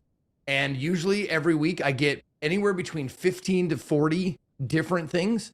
and I go through every one of them. I open a window and I look at every one of them. Granted, I can't give every one of them, maybe the time they deserve, but I go through all of them and I go, okay, that one looks like I would like it. Good for me, good for the audience, yada yada yada. And I pare it down to 8, and then the audience on the day they vote for the ones they want to see. Oh, okay. And That's cool, Zeke. That's cool. Every streamer is going to pick games differently. When I first started, it was definitely, had to make sure it hit the triangle of, am I enjoying it? The audience is enjoying it. If it's fitting the schedule, that kind of thing. But I think, thankfully, all three of us are to the point these days where we absolutely think about like positioning when it comes to games, but mostly it's just whatever we're going to have the most fun playing. Yeah. Because the audience is not going to enjoy us sitting there either not having a good time or faking having a good time. No one wants to see a 40-year-old man faking anything. Let's be real. Right. Unless they're an actor. So it's the kind of thing where we need to, like, it's very important, funny enough, for our jobs that we are really fundamentally invested in and enjoying what we're playing. Yeah. So that's a very nice part about our job. But as a side note for that, like the splash screen and the trailers and stuff can make a game look really, really fun. And then you get into it, and 10 minutes in, you're like, this stinks, and we don't like it. And you have to like move on to the next game immediately, because you can be like surprised for the better, but more often than not, like, you ever been to a movie store back in the day where you're like, oh, horror films, there's so many of them. About 90% of them are kind of like horrible, but they all have the best cover on. You're all looking at all the covers like, oh, this one looks great. Oh, this one looks amazing. Terrible. Exactly. Terrible movie. Yeah. Oh man, we're 10 minutes over. I do have one final question before the final question. This has been an hour and a half? It's been an hour and a half. Yeah. What are you guys playing right now? What's got your free time? Besides, of course, Thick as Thieves out Wednesday, $5 on Steam. Yeah. You want to go first, Warren? Games I'm playing, but I don't want to offend the people I leave out. So I want to stay friends with people. Just as a matter of policy, I don't talk about that. Okay. I will tell you, I just bought Subnautica 2 like everybody else on the planet. Okay. That's as much as you're going to get from me. That is a great answer. Wait, I think I can hear the dev team of Subnautica over there screaming in jubilation. Warren Spector has purchased Subnautica 2. Yeah. Not playing it. Not playing it. Not playing it, Jeff? You're skipping it? Not playing it. Windrose. Windrose is the next on my list. It's a pirate game, and funny enough, I don't love survival. I worked on a survival game for a year. I don't love them, and I know that about myself. But I am Windrose because I'm a pirate. Let me say one thing there. Not loving something is a reason to make a game like it, but different. Better. Yeah, I'm with you. Subnautica, I played Subnautica 1, not 2. Anyway, I'm not here to slam anybody. Windrose. I play forever and ever. I have played Diablo. Nice. And I play with, my kids are all grown now. I have 3 kids. They're all adults. I only say that because Diablo is pretty edgy for children. Sure. Let's be clear. Yeah, so every night, they just came out, Diablo 4 just came out with a new expansion 2 weeks ago, and it's awesome. It's great. And I play every night with my kids. And then I'm a tower defense guy. I love tower defense games. Okay. And so I'm playing, what is it called? And a lot of tower defense games are indie games, which I love the idea of that. So I'm playing, they make a lot of them. Oh yeah, I'm playing. What's it called? Tower Factory. I could minimize you and find out because it's right there on my desktop behind you guys. I think it's called Tower Factory. It's awesome. So it's like Satisfactory with all of the resource management and conveyor belts, all that whole crazy like Satisfactory stuff. But it's a tower defense game. So you gather all your stuff, you push them to your tower, and then you build stuff down. It's awesome. I love that game. So I play that in my. What was that called? Time. Tower Factory. Tower Factory. I'm looking at the Steam page right now. Yeah, came out in 2024. I'm kind of a Subnautica stan. So, that's Tower Factory. I've not heard of that one. Cool. So, anyway, that's where I'm at right now. Cool. And like speaking to indies, it appears like the developer and publisher is just one person's name, which is just awesome. one dude. Jeff, amazing. I gotta ask, Jeff, how old are your kids? I have how old is my oldest? He was born. I have a 35-year-old son. I started very early. And very early, I was 20. I was 21. Okay, so I'm 57. So I have a 35-year-old. How old is that? 31-year-old. I'm going to get them wrong, and they're going to punch me. And I have a 20. I have a 27-year-old, and then I have 3 grandkids. Oh, No, I have a boy and 2 girls, and then I have a 14-year-old grandson. Oh, and a 4-year-old granddaughter and a 2-year-old grandson. congrats, man. That's awesome. That is awesome. Congrats. It's amazing. My cat is man. 6 years old. Nice. Nice, Warren. I'll give him an applause. No, my teams are my kids. You know, I am old enough to have sired pretty much everybody on my team, but they're as close as I have to kids. You're only the father of some of the most famous IPs in humans' existence in video games, but that's fine. Well, the thing, you know, it's I mean I'm officially making this up because I don't have kids, but you know, you want to raise them right, and you want them to be smarter and better than you are, and I want them to do things that they didn't know they were capable of doing. And 20 years, 25 years after you launch something, I don't want them saying I made a lot of money for guys in suits. I want them saying I can't believe we fucking did that. Hell yeah. You know, that's the bottom line for me. Hell yeah. That's a great way to wrap this up. For the person that's in chat, he was talking about his cat. Yeah. Yeah. Yeah. He wants a cat to prosper. The demon cat from hell. Yeah. Demon That's cat awesome. from hell. That's fantastic. Fantastic. Well, thank you both, Jeff and Warren, for joining us. Thick as Thieves Wednesday, $5. Go check it out. Can you pre-order now, or is it not? Let me look at Steam. No, you can wish list. So and then buy on Wednesday. Yeah. if we want to kind of follow along with this project, not only with this big initial $5 push off, but also potential future stuff, what's the best way to follow this project? Oh, that's a great question. Yeah. Probably on Steam. Steam. Like Okay. Steam is where we do most. We have a Discord, of course, so you can follow us on Discord or follow us on Steam. Awesome. Awesome. Well, best of luck, gentlemen. Very cool. Thank you, guys. Thanks for having us on. Honestly, it was Yeah, so this was awesome great. talking to you guys about. I wanted to get into this whole section about like how great I think this pivot is and how this is probably an amazing decision and can't wait to try it. But I we hope don't have so. time. So this was all you did. Everything you said was much better though. So Yes. thanks for your time. This has been Yes. amazing today. You guys are welcome. Thanks for letting back us on the ramble, show. guys. Whenever Yeah. you're welcome to come back, just let us know. Have all Harry send me an email or send me a message or something like that. Thank you guys so Awesome, much. Enjoy the rest of your Sunday, and good luck with launch this week.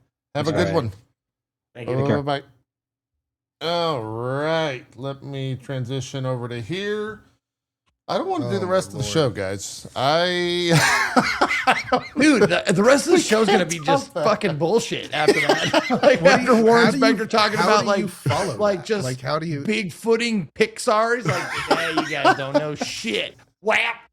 Oh my god, man. that's awesome. Yeah, that was. Dude, there were so many quality, incredible things said by those two gentlemen in such a short amount of time. I'm still kind of like recovering a little bit. And what's even crazier is when I know we all talked about this before the show, that 90 minutes was for the game, and you know we had mechanics things we're going to talk about and all this stuff. It's just no, that was far better. Yeah. Wow. Yeah, those guys, absolute legends. Awesome. Without question. Without question. Dude, Yeah, and would love to have them back. it's so nice to see like because I used to do shit for Twitch interviewing devs and stuff, and you know, to varying degrees they were, you know, into the projects they were doing.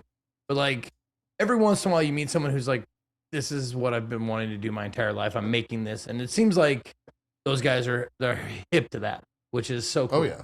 Yeah. It's that passion, man. I mean, you can't hide that level of passion. It just bleeds out in everything you say and how you do and how you treat your projects and the people that work with you. And it's a beautiful thing to see. Absolutely. And it's infectious. Like that stuff gets Yeah. passed around. It gets around. No question. It rubs off of people. No question. Also to see that zeal, like, you know, they've been in this industry for decades and they are still more passionate than many of the people I know that are younger than me Yeah. in the same industry. Like that's Yeah. awesome. Yeah. It's Mm. it's wild that those guys aren't jaded.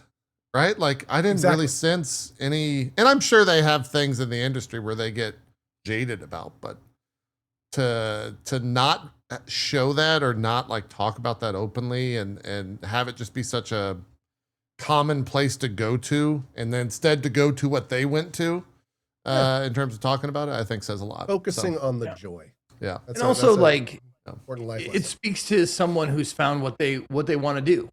Like, I mean, we've all been doing this like 12, 13, 14, 15 years, whatever. And I'm not like, there's certain aspects of this job that I'm not into, but like, I'm not jaded or anything. I fucking love this. Yep. I love doing this shit every day.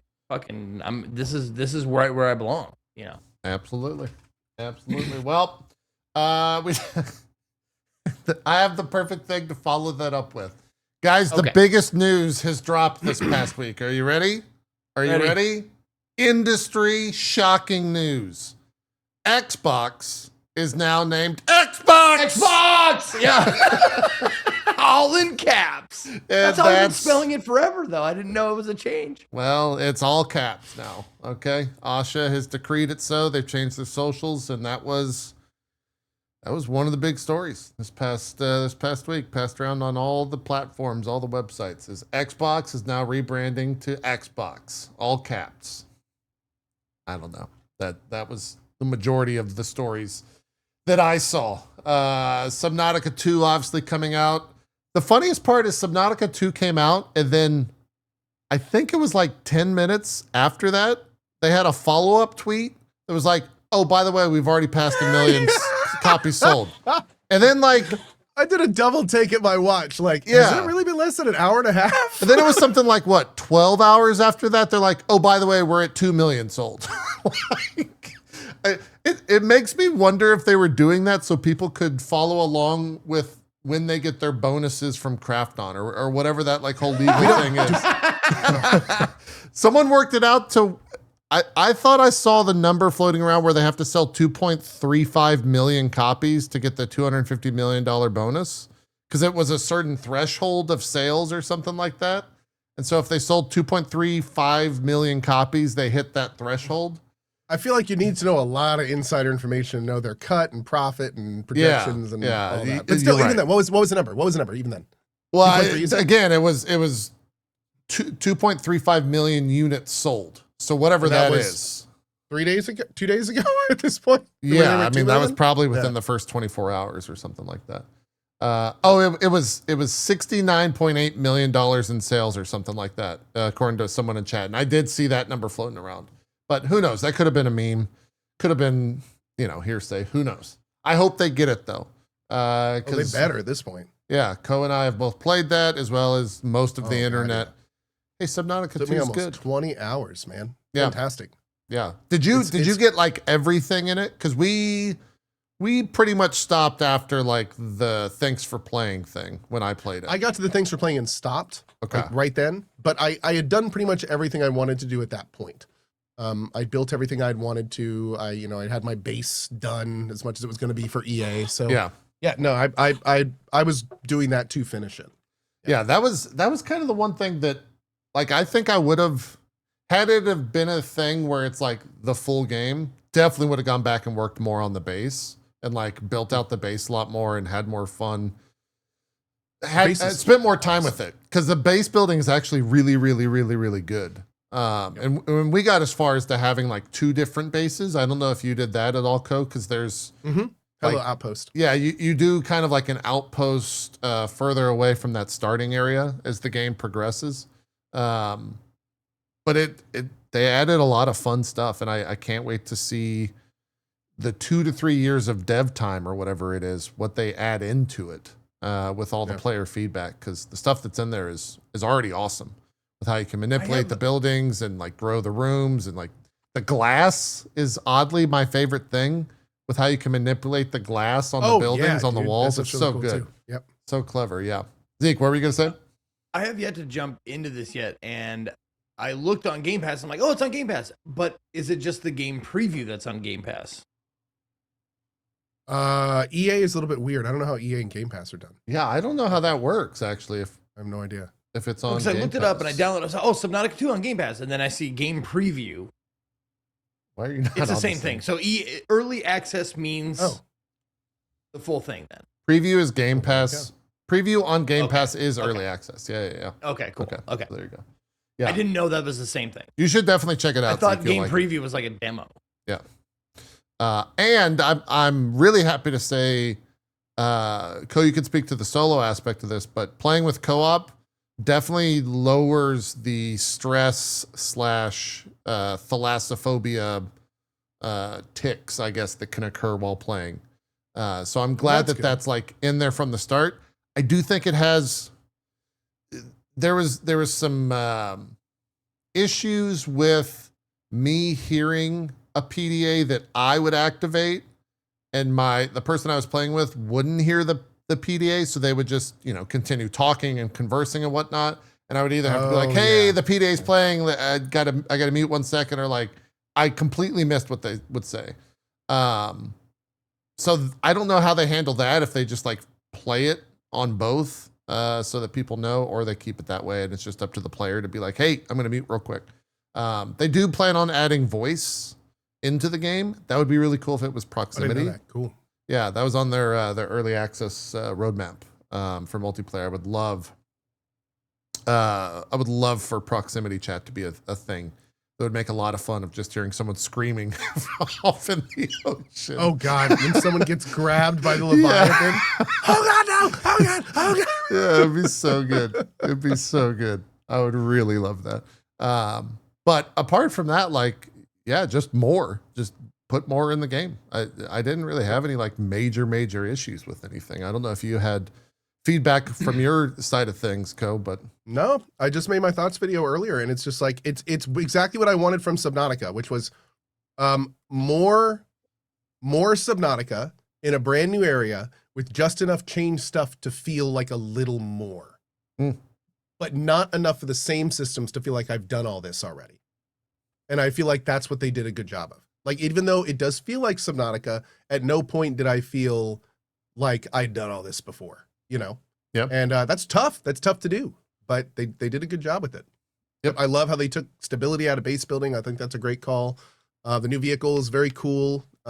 They've changed and altered how some of the early game stuff works, but I'm sure that'll change as the game goes into mid and late game, which we don't even have access to yet. But yeah, it's very, very smooth, slick, technically fun, and good experience. I also liked the very well. Subnautica 1 to Subnautica 2 change of not having a massive building for water. You just go and get a slug and like turn that into water basically at the little workstation thing. That was nice. So just small things like that were good. What do those plants that you're planting right there give you? Is that for the health? Is that for health? Oh, the ones with the little like mango things? The little green ones you can eat for food and water. So you can just grow a bunch of them. And every time you come back to your base, you're good to go. Okay. And then the other ones I thought were base defense, but it turns out that was just wrong. And then the last ones I grow for biofuel. You can convert them to biofuel. Oh, you did biofuel. We parked near a I did jet biofuel. stream. I did everything. Okay. We parked near like a massive jet stream right over where the game starts. Which you wouldn't understand. And there's like a huge jet stream. So we had like 12 things over there, and that gave us all the power that we needed. I probably used the same jet stream. That was my primary power, was jet stream stuff. Yeah. It's the easiest by far. It's cool how you can also like put the power thing there, then convey it back to wherever you're at. It would be cool to see someone do that with like the heat powered stuff. If you built all the way over in the heat place and then dragged it back over wherever you're at. Zeke, question, comment? Yeah. For a complete experience of the game, do you think one should wait if that's what they want? If you want a complete experience, one should play Subnautica 1. Have you played that yet? Oh, I have 100 hours in that. Oh, well, in that case, it's entirely up to you. This feels like a finished game. I mean, to be blunt, like it's an EA absolutely, but it's an EA because of content. It's not an EA because of the mechanics buggy and stuff or anything. Yeah, really. it's not buggy at all. It feels really good. Yeah. Yeah. So, No, I mean, the content is what I want. Like one of the undersold things I think about Subnautica that I enjoyed was the piecing together of the story, the mystery of the story. And if there's stuff like that's missing, then I am fully willing to wait until that happens. That's completely missing. There's a Okay. whole lot of very interesting story stuff, and then the EA ends basically like when it's starting to get really interesting. So Okay. If you So don't, I'll wait want to then. until next time, I would wait. Yeah. I'll wait then. Yeah. Okay. Yeah. I would Oh say wait, it's 2 years? What are we thinking? 2 to How long? 3 2 to 3 years years, is they what said. they said. Yeah. Oh, they said 2 years. Mhm. Fuck. 2 to 3 years. Yeah, they were very Right. adamant in 2 to 3, which is Are there no bugs? No, I mean it's Wild to early think. access, so there are bugs. It's just it still feels. I have played more buggy 1.0s than this. totally. Yeah. Yes. Feels very, very not like It an is not early bug-free, access thing no. to think about it. Also, that way. apparently AMD systems are having problems, and if you have an AMD system, you may want to check that before you get it. Really? What was the problem? Because I'm Saw on it about my chat AMD. this morning. I don't know. Huh. Apparently it's a crashing issue. I haven't seen it. I don't have any AMD stuff. Well, no, excuse me. I have an AMD processor. So, Yeah. but I have not had any crashing issues. Oh, this was a video card. I think it's a card issue. If I'm not Got it. mistaken. Okay. Got it. Yeah. A lot of people are asking playtime. I did 18 hours co-op. Cohh did 20 solo. I've heard a About lot of 20 people do it in 10 that were kind of very much focused on the golden path. Yeah. If you go straight down it, it's been set about 12 hours. So that lines up perfectly. Yeah. Yep. So it was, But there's a lot I more liked it a content lot. if you want it. I liked it a lot. And you can obviously base build until, whatever. You can make a quote unquote perfect base. They are pretty clear. Right now, there's a function like you can hit escape and there's a move base button. And it'll basically take all of that base and like put it into a treasure chest nearby. Oh no, that's deconstruct all bases. Deconstruct all. Yeah. That's what it was. Yeah. Yes. And they're very much like, this is because we're going to change stuff over the next couple of years. And we want you to be able to access your bases and get all those resources back that you farmed because they might not like quote unquote work once we start pushing some of these updates. So Sure. Okay. cool little thing that they include that, basically saying like nothing is set in stone with this. You're going to have some issues. If you liked the base building in Subnautica 1, oh my lord, they definitely next leveled it for 2. Yep. It is a super cool base building system. I think there's going to be some pretty incredible bases when people. Oh, I've already seen it. Did you see that one in the air? Like up. So someone built one in the air and the way you access it is getting into the ship and jumping out of the water, and then it grabs the dock. It grabs on the dock, and then they're like up in the air. Awesome. And then to get back in, you get in the ship, and it lowers you down. And they have elevators on the top of the water that they go over and like grab the elevator, and then it takes them all the way down to the bottom. Oh my god. Which is really cool. I don't want to. I'm done with the game. I don't want to hear this. Yeah. I don't wanna hear it. I'm done. I was sitting here last night. I was like, do I want to go base build? Subnautica? I'm saving my big base for 1.0. I'm no. Yeah. And then you put all the spotlights in underwater. The lighting system is so gorgeous. The spotlights are cool. And Yeah. I'm looking forward to them making the internal lighting system better because it's Yes. kind of dim, but Yeah. the exterior lighting system is super fun. It's there's a lot of great awesome. You lighting can stuff. put like a spotlight, 100 yards out and just shine it randomly, and you go back into your base with a big glass open room and just like stare at it because of how fucking cool it looks. It's like It's pretty screensaver wonderful. worthy. Yeah, Mhm. it's really, really cool. So Subnautica 2, good. We're all having a good time with it. Did they ever break 500,000 folk on? I think the last we heard. Somebody in my chat earlier said that when you add all of the platforms that are trackable together, like Steam, Epic, and I think they somehow tied to Xbox, they said there was 650,000 Damn, plus. concurrent. So, Okay. Yeah. you know what? Game's doing all right. Game's doing all right. Yeah, 321,000 right now. 467 peak 3 days ago. So Game's doing okay. it's doing all right. The old Subnautica. News wise, I'm trying to let me see if there was anything else going on this past week. A bunch of murmurings, conversation, perhaps leaks that new GTA 6 trailer is gonna drop tomorrow, as well as pre-orders.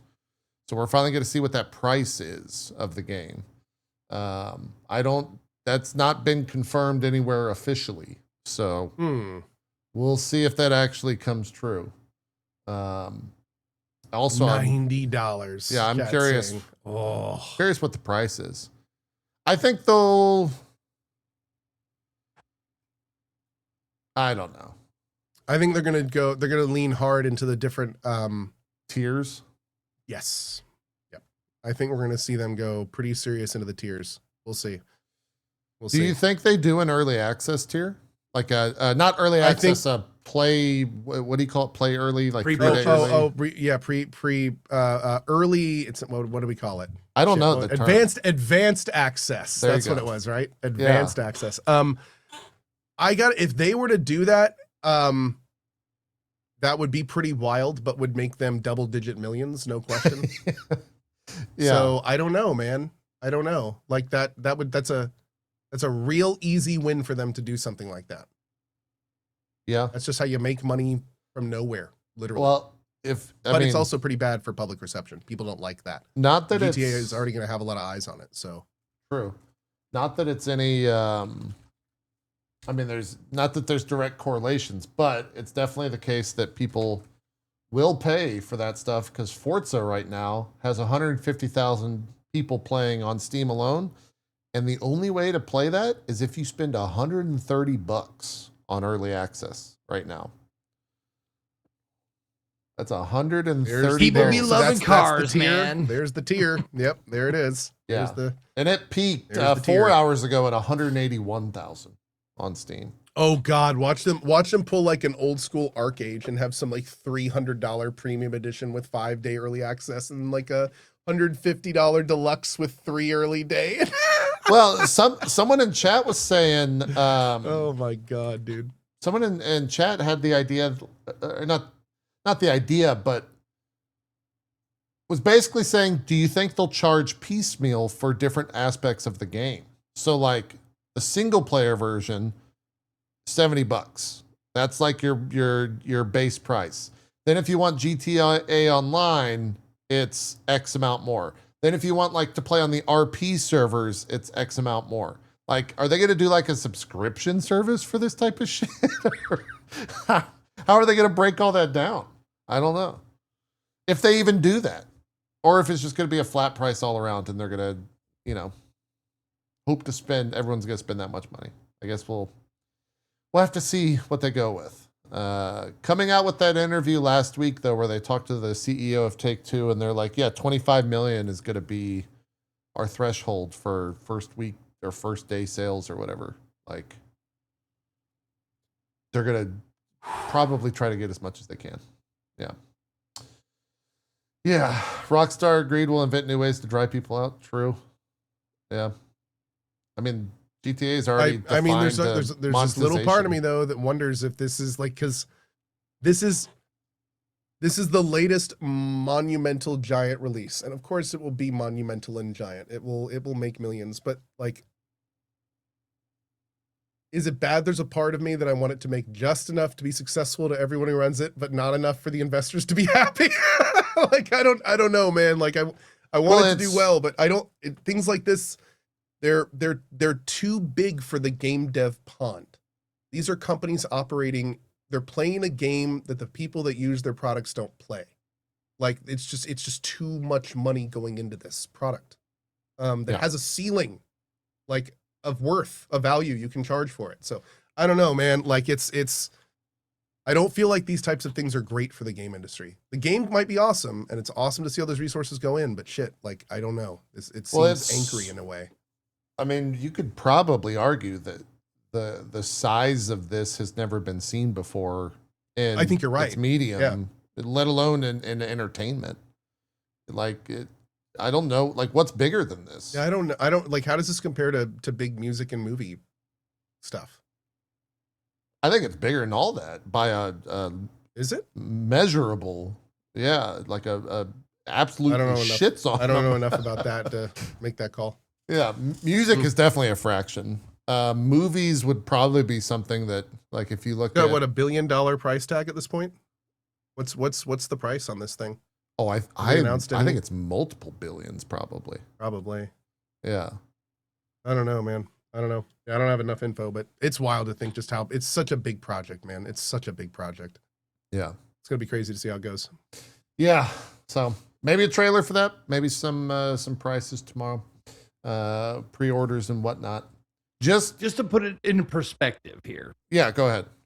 I just looked up the most expensive movie ever made. It was Star Wars: The Force Awakens at between 450 and 550 million. Okay. And they're already way over $1 billion for this game. So that tells you like how much bigger video games are than movies. Damn, there you go. Okay. You go. Yeah. It's big.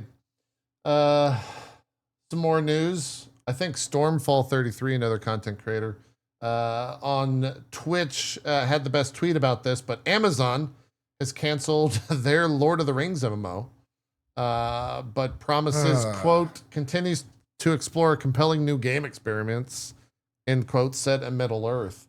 Stormfall's tweet, just so I could pull it up, said something along the lines of, guys, our MMO themed on Check's notes, Colonial America didn't do very well.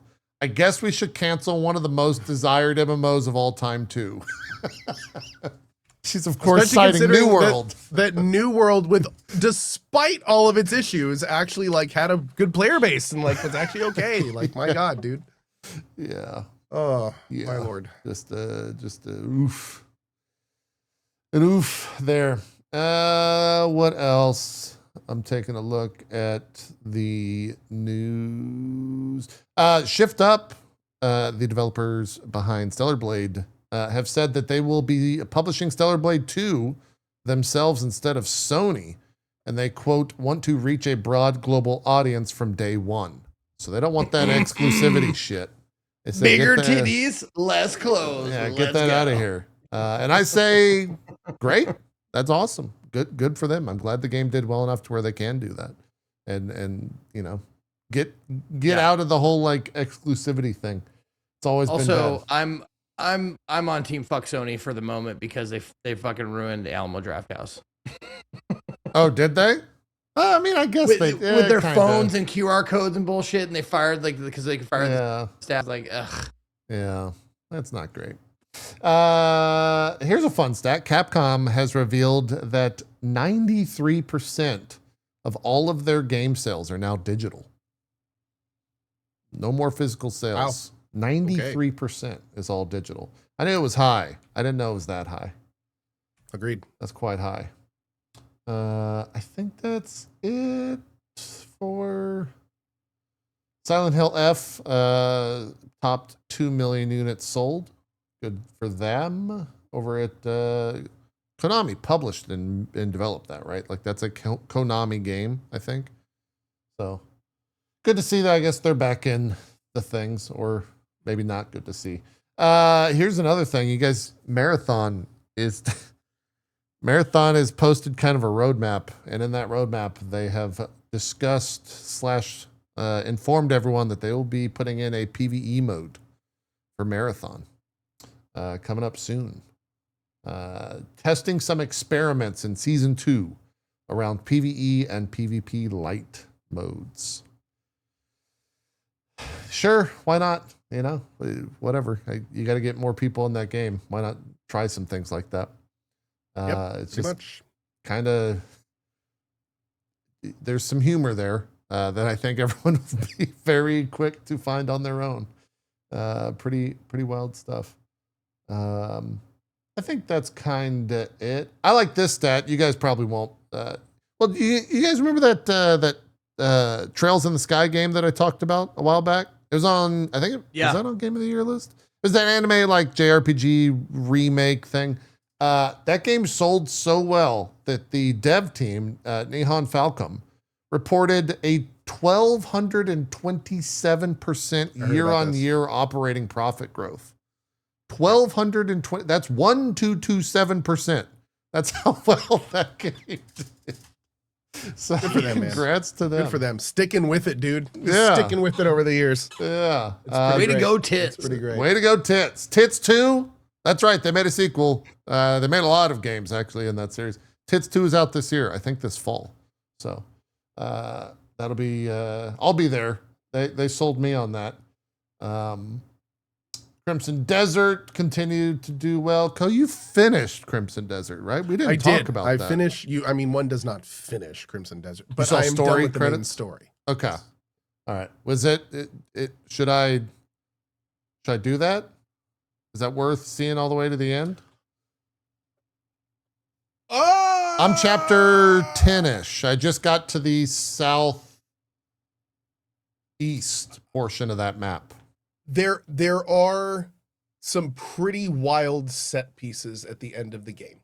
And I think if you like and you do like big wham pow visuals, and it definitely delivers some big wham pow visuals. Yes. Now, would I recommend it for like as a wrap up to the adventure of the story that is Crimson Desert? You know, no. But I think that there's some fun stuff in there for sure. Yeah, I went on a bit of a rant when I finished Crimson Desert because I mean, it's spoilery. Can I talk about this, or you haven't finished it, so I feel like I should wait a little bit. But here's what I will say. There is the Crimson Desert story, and you play through it, and then there is hours and hours and hours of additional content you can do and puzzles you can solve. And after you do all of those things, you gain access to some books. And in those books are a very interesting, important, nay, one may say required reading to fully and fundamentally understand what Crimson Desert is. And if you were to have known the information in said books, then the main story would not only possibly make sense, but be actually engaging and interesting. I'm sorry. So it's one of those things where like maybe they crammed some story into a book after the fact. They basically took what was an interesting story and said that could be an email, and then took the email and made a game out of it. Got it. Okay. Drop. I'm not kidding. I can't wait to play it. I wish I was. Yeah. But no, one of the first things I will say is when you finish the main story of Crimson Desert, one of the first things you should do is seek out what those books say, because they add this whole level of this magic word in stories. It's so important. Context that really, like, it turns it from this whole, like, what did that mean? What was going on? Into, that's what, like, and you just do that, like, for the whole, yeah. Okay. And you got to that at the end of the game? I didn't. I finished the game, got pissed, and then people in chat linked me to the Reddit thread of the guy that spent like 40 more hours than I did finishing and getting all that stuff. And he made a thread saying, what the hell were they thinking putting this behind 40 hours of stuff after the game? The screenshots of it all. Oh, it's after the game that they explain the game. It's not only after the game. You have to basically not 100%, but you have to finish the game and then finish all of the puzzles and then do extra stuff. And then you get access to these things. Okay. And again, this is very subjective, but as somebody who loves stories making sense, I don't understand. It does not, I do not understand how this was not. It's like they had a super cool idea for a game and then they forgot about it and made Crimson Desert, and then halfway through we're like, oh shit, we have all this cool lore. Let's and then it's like, I mean, it's not the first time that's happened. I don't know. Yeah. Yeah. Not the first time that's happened. Oh, and actually some people in chat are being clear. You can do all the puzzles while you're playing. So theoretically, if you did spend all of your playthrough doing all of the stuff and then finish the game, then you would have the books immediately. Yeah. I mean, that comes to me. That comes across that game was always gameplay first, story second. Yeah. The thing that drove me crazy though is like it's actually really interesting, cool stuff. Like and considering the like emptiness of the main story, it just baffles me that it was not included more. Like, why would you not put all of this cool stuff? I'm just imagining how pissed off the fucking writer of the lore was. Like, you're gonna put my lore where? I know. It's like they fired him. It's like they had him write all the fun stuff and then they fired him. And then like I don't know how it happened. But what's even crazier is like the story is there. It's there. Like you can see how the events line up. You can see how they all, like, how it would have all made sense. It's just you don't have the context to understand what's happening at the time. So it's just all weird and you're not really following it. And who's that guy? I don't know. It's yeah. Okay. All right. Fair enough. Yeah. I'll I don't know if you've sold me. But okay, or all that unsold being me said, on that. all that being said, the set pieces of Crimson Desert which is what I would call the sandbox, all that stuff, there are some very cool set pieces towards the end of the game. Okay. So like there are definitely like jaw dropping, like, whoa, like what are we doing? Like that absolutely happens towards the end of the game. So don't let that dissuade you. Like if you were enjoying that in the game, finish the game. Got it. Some of the best ones are towards the end. They're still patching that game. They still added so many things that were requested by the community and the fandom and all that. So it seems, Zeke, you should still probably wait to jump in even longer if possible, until they continue to just add a ton of stuff in that. I think it was Gene. It might have been IGN. I think I mentioned this last week, but he had an interview with the devs where they basically said that all of their like patching is coming straight from the community. So anything that they've added in was just immediate feedback that they got. And being the like agility focused devs that they are, being in the MMO industry for so long, being so agile is a better way to put it, that they were able to just add that stuff in so quickly, which is awesome to see, because it seems like every update that they add, it's just a win. It's always just more and more stuff that they add in there that people want. So I'm probably going to wait and then at least go back to it, or maybe even start over. But someone in my chat, yeah, Leland Grant Cohh is asking, would it help a new player to read that Reddit thread right at the start? I know it would of course be full of spoilers. Yeah, but would give you context for everything. Yeah, but there's like absolutely parts of it that I think if you know at the beginning would help make everything make sense. But like the thing about here's the big thing about the lore. The thing about all the lore at the end is that's exactly the kind of lore you'd have if you wanted to have this twist be in the game. Yeah. Like that, the lore is the twist. So it's like if they had that in the game, then it all would have like clicked. So I'm a little hesitant saying don't like reading it before the game, but I don't know. I'd really have to go through it. I want to say no because it's probably spoiler heavy, but there's absolutely parts of it that I would say yes to. Yes. Okay. Awesome. Yes. Okay. So hopefully that answers the question, Leland. One other little bit of news. Last week we had the Stop Killing Games folk on. That bill that they were talking about, the California bill, has been pushed forward, and it passed a key hurdle that they were talking about. So now it is in line for a full assembly vote. That drop frames bump, baby. Obviously, we had everything to do with that. Oh, yeah. 100%. Pavel did link me that. He said, thank you for getting us past California's hump. They're big fans of the show over there in the governor's office. Gavin Newsom loves them some drop frames. That's why they were able to. That's why you don't disturb his ass on Sunday for 3 hours. That's like, right. That's right. Can't, and the mayor's not available right now. He's got to watch his drop frames. Zeke, you were tasked, or at least I tasked you with checking out. I love that you're like, oh yeah, here we go, with playing Mixtape earlier this week. You got about halfway through it and then dipped the fuck out, right? Is that an accurate way? Much. Okay. Pretty much. Okay, let me just say this right out the gate. It ain't no rat shaker. I'll tell you that much. Okay. That was another game you recommended to me. No, when you recommend me a game, I'm like, he loves this or he fucking hates me. Like it's one or the other. This was neither. I felt like I knew Cohh was never going to play it unless we had Jeff Hickman like interrogating him or some shit. There's no way that he would play Mixtape. So I knew you were going to be the guy. You were going to be the guy that would play it. I started you checked it out with it. Yeah, I did.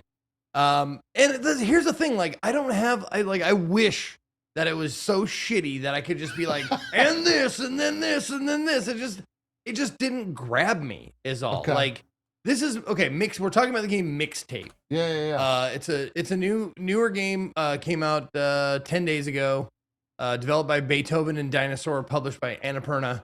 Yep. And it's a shorter game, it's a story heavy game. Yep. But like, here's the thing with story heavy games that are not like, heavy, like they don't really focus on gameplay. Like when they say like they don't focus on gameplay in this, it's the action scenes where you're doing stuff quickly. Like one of the scenes in the very first hour of the game is a scene where you're going down a hill in a fucking shopping cart. Uh-huh. And I'm like, ha! And someone said, just put the controller down. I'm like, you gotta be fucking kidding me. Like, they're like, no, just put the controller down. I put the controller down and the entire scene played its fucking self out. And I was like, okay, this is a bad taste right now. Yeah. Like, I didn't like that at all. Like, there's no game to it. It's definitely just a story game. Yes. That's all it is. As far as I got. I only played 1.2 hours. The back half is three and change. Yeah. The back half is there's not really any like big gameplay moments. As well. So I played it, and it takes place in 2000 or 1999, something like that. It's like mid 90s, sure. maybe late 90s, yeah, something like that. Yeah, something like that. So it's like in my wheelhouse as far as like I was about the age of the characters in 1999. You know, they're 17, they're moving out. I was 19 in 1999, so I'm not that far from them. So like I saw like their references and shit like that, and it wasn't the worst.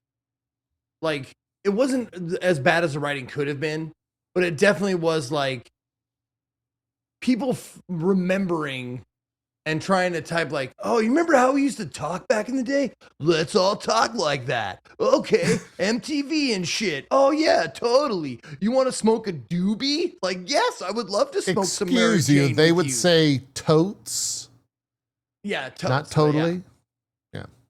But that's what I'm saying. Like it wasn't as bad as it could have been, but there was definitely that kind of moment. And then there was shit like this, like the music in it is great. It's a very, very good callback stuff like Silverchair and Jesus and Mary Chain and stuff like that. Like rock out. Yeah. Yeah, and that's like the gameplay a lot of like is like you just like press all the buttons. You and you do by the this way, rock moment. this is very particular to this scene, Zeke. The part where they go and order the food, you can press the button, and I'm not saying this is good or bad, but it was a very unlike you moment because I was watching you play it. When they go to order the food, you can press the rock out button, and she'll just keep saying chicken over. Let me get the chicken sandwich, and so she'll just go chicken sandwich, chicken sandwich, chicken Oh, sandwich, I missed chicken. it. Yeah, and you didn't press any buttons, and I was like, man, no. moment I didn't ruined. know that you could still. I didn't know you could still Or rock out at cheeseburger, that yeah, point. it's cheeseburger, yeah. She just goes cheeseburger. Yeah, I didn't know you cheeseburger. could still rock out at that point, or else I absolutely would have. Yeah, for sure. It was my favorite part of the game. Yeah. Because how stupid. But yeah, it was. so like it's the animation is also like kind of divisive. I would say like it's a stop motion. Like everything moves at a certain speed except the characters in the game. They're all like stop motion, like 12 FPS or whatever. Yep. And that doesn't really bother me. I mean, I played South of Midnight and it didn't bother me, but it was better if with the fluid motion was better. It was an artistic choice, and I get it, but like, whatever. It doesn't really like add or detract from the game for me. It was just like, yeah, I get it. That's a choice. Yeah. But like even the story, like for the first hour was just really tame and mellow and milquetoast. It didn't like it didn't seem like the stakes were high enough to grab me, Yeah. And it's a slice of life from teenage years back in the 90s, and I get it. But like give me something to hook me, dude. And it just didn't have that right away. Yeah. I mean, I don't disagree with anything that you said. And I'm definitely in the camp of like, the game's fine. I didn't have any issues with it, but like, man, some people, part of me feels like the game was made for a certain audience to hate on, and that's the entire reason that it exists. Because holy shit, people are going crazy with hating on this game. Dude, and IGN made it real easy to target. Well, like, IGN 10 gave out it of 10, and we're like, what? IGN gave it a 10, but like critically, it was across the board. There were not really like low reviews for it, and I think that was kind of part of what I was saying. Like, it makes it really easy for a certain crowd. I mean, I even had and people in my own audience, and I'm not saying that we're that my audience or my community is like not jaded majority of the time, but they were just like, no, those journos were paid off. They paid off all those journos because there's no way that those review scores were as high as they were. The game is this, blah, blah, blah. No, I get that it was reviewed well, but I don't think like by any stretch that this could have been a 10 out of 10. I don't understand that. Like 8, maybe 9 is iffy, but like 10 out of 10 is like reserved for like perfect, almost perfect games like Elden Ring or shit like that, you know? Yeah. No, I'm in agreement with that. I don't think it's a 10 out of 10 style game, but yeah, I guess the difference between me and a lot of other people is that I could be like, yeah, that game's not a 10 out of 10. I'm going to go do something else. For a lot of people, it's like, man, that game's not a 10 out of 10. Cracks knuckles, fires up Hate Farm. No, absolutely. And that's one of the reasons why I wanted to be as unexaggerated as possible about this, because I don't want people to think like, oh, you're just hating it because people gave it 10. It's like, no, it was just meh for me. It was just kind of boring. Yeah, for those who don't know, Zeke thrives in loving shit. Like that, he loves when that happens. When he can love something that everyone else hates, like that's where he exists. So I wanted to love it, and probably yeah, be on the other side of the Redditors. Be like, fuck you, this game is awesome. You don't know what good games are, blah. You've done that before for a couple games. And I hate absolutely. I hate that I'm like right in the middle going like, I don't think it's worthy of the hate, but I don't think it's worthy of all this praise either. Yeah, I think I'm probably right there with you, but I don't know if we can do measured take though, Zeke. Yeah, it's true. It's true. I think hold on. Can you do what I did where you agree with what someone else said about having a measured take? So I'm right and Cohh and Zeke's I wrong? heard that people are saying I heard everyone says that Zeke has the best takes. So we're just gonna go with that. Okay. Because I'm pretty sure People that's are what saying everyone that. said.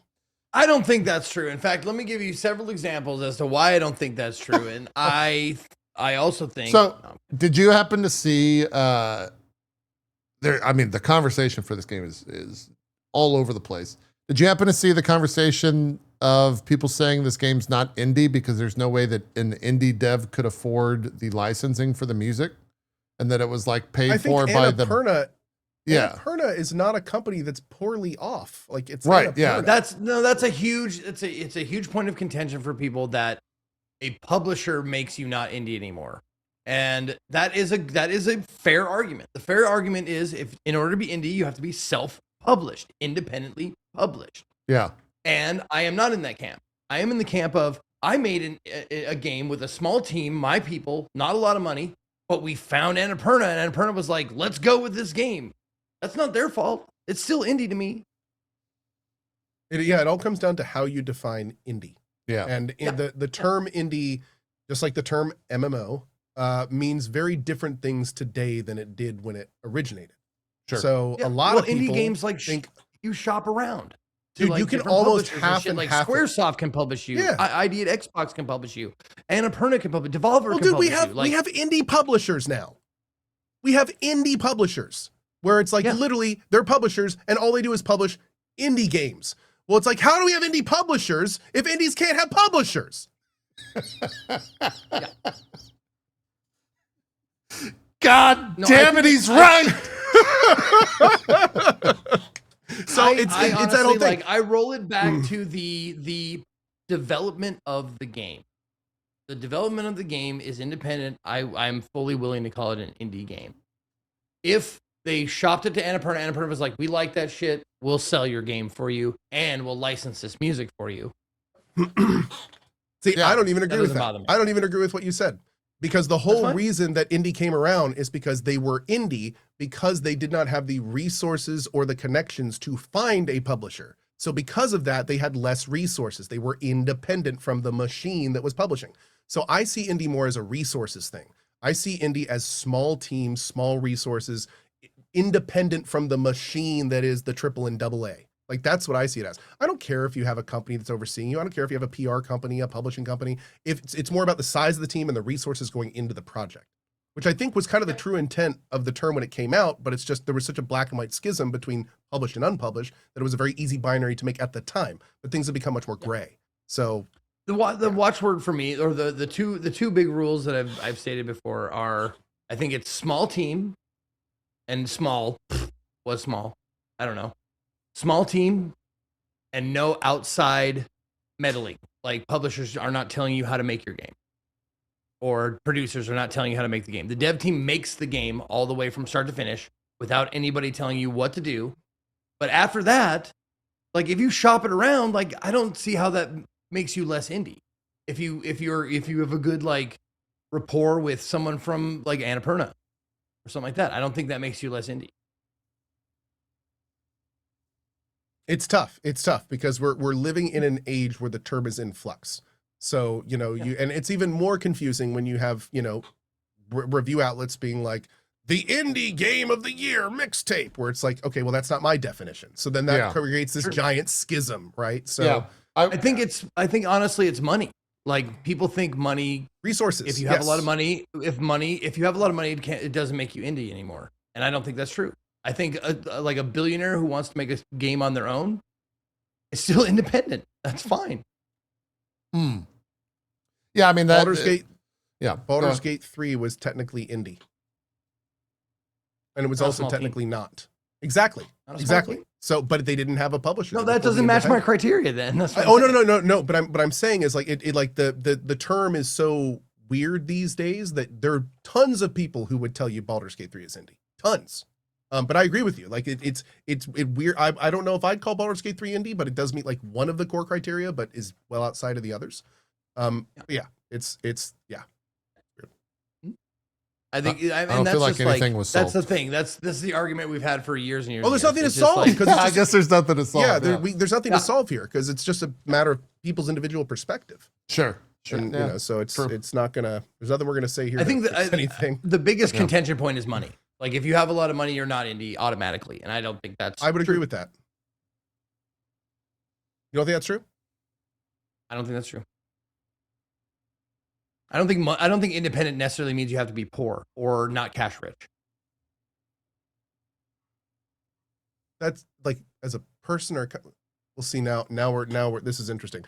So what would happen if like my example of like picture just a faceless, nameless billionaire, but they make a game all by themselves, but they have money to, but they don't spend any of their money publish it themselves. No, they have money to publish it themselves. I'm saying that's an independent game. So they still put millions and millions of dollars into the project. No. They put millions of dollars into publishing. I'm so confused. Okay, never mind.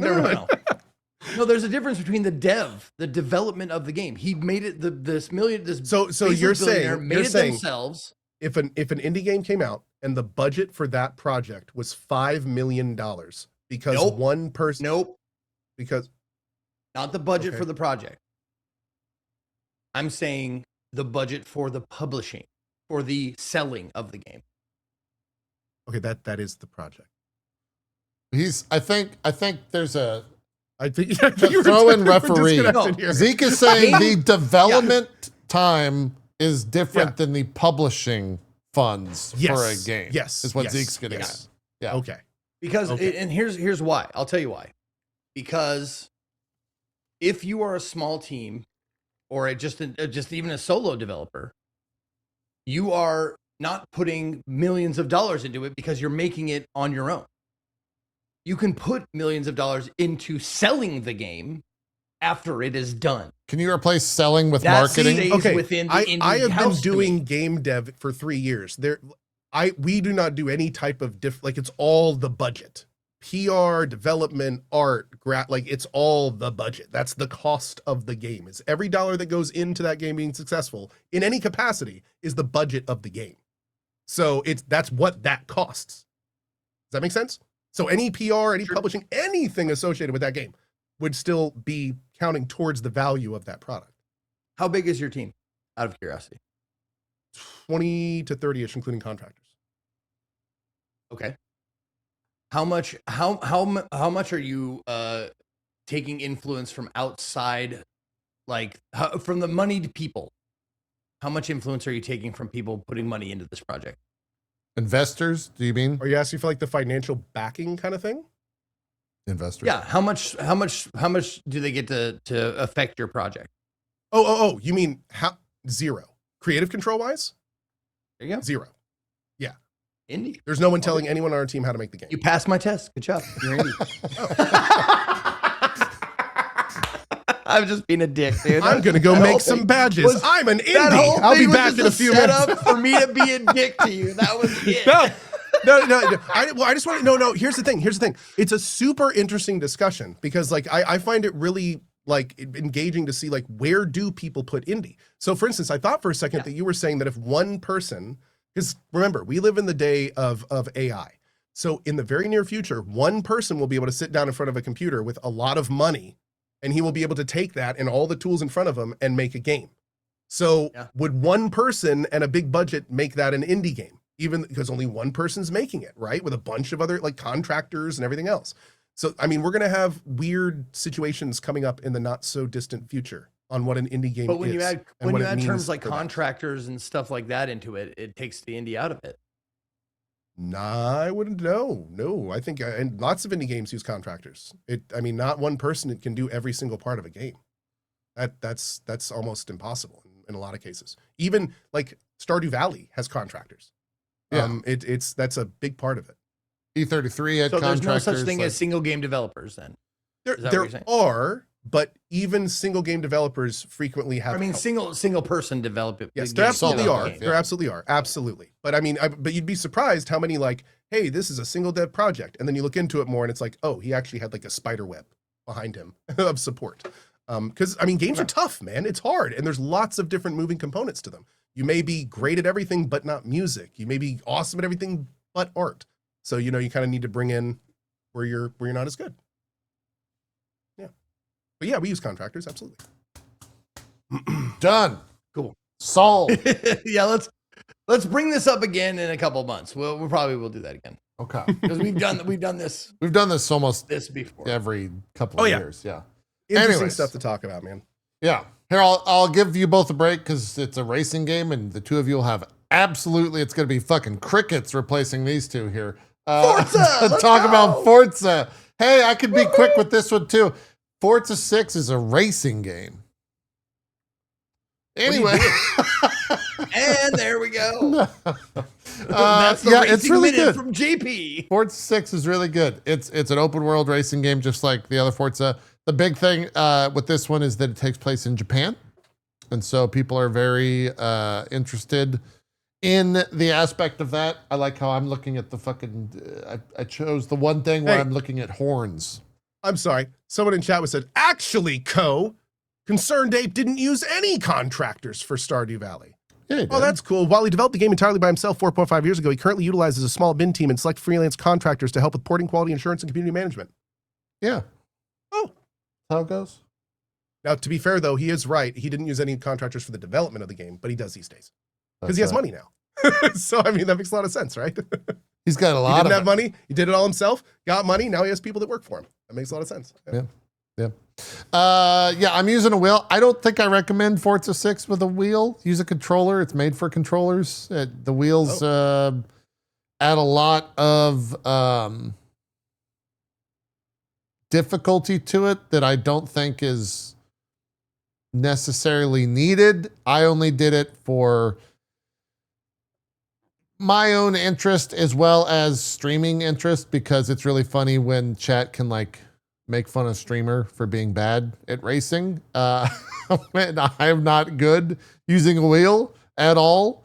It took me a very long time to get, a very long time. It took me 6 hours till I got my first top 5 in the game. Oh, top 5. Oh, wow. Yeah. I think top 5 was first, but like the game goes into, I mean, Forza is very arcadey, right? It is in no way a simulation racing games, but it does have simulation-ish racing. So like if you're on dirt or you're on wet grass and you're using street wheels, you're going to have fucking no traction whatsoever on the ground. You're going to have no grip.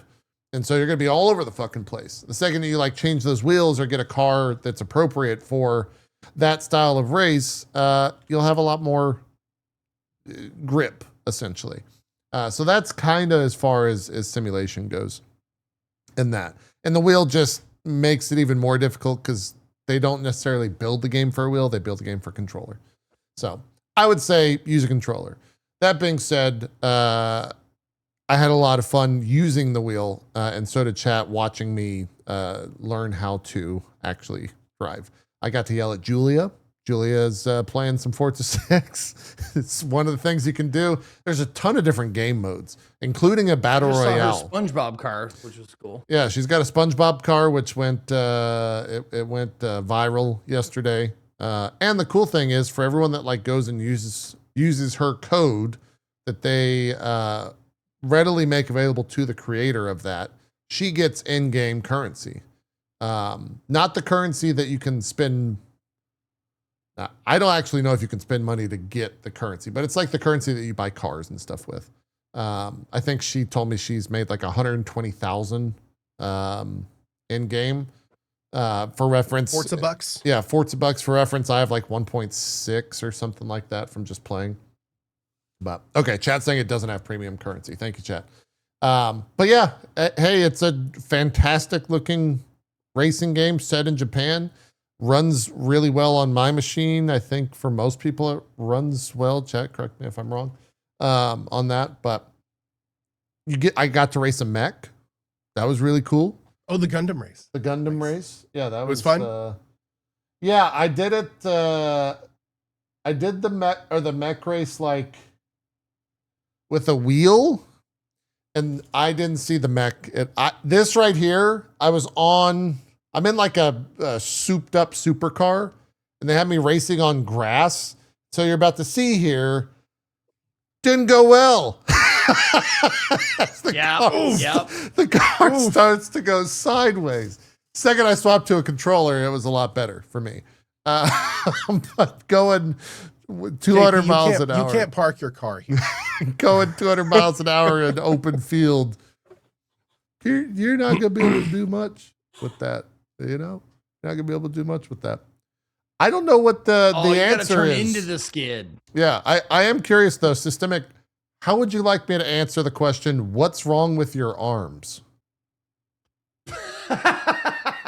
Do you mean how I'm holding the steering wheel, or are you talking about the arms in game?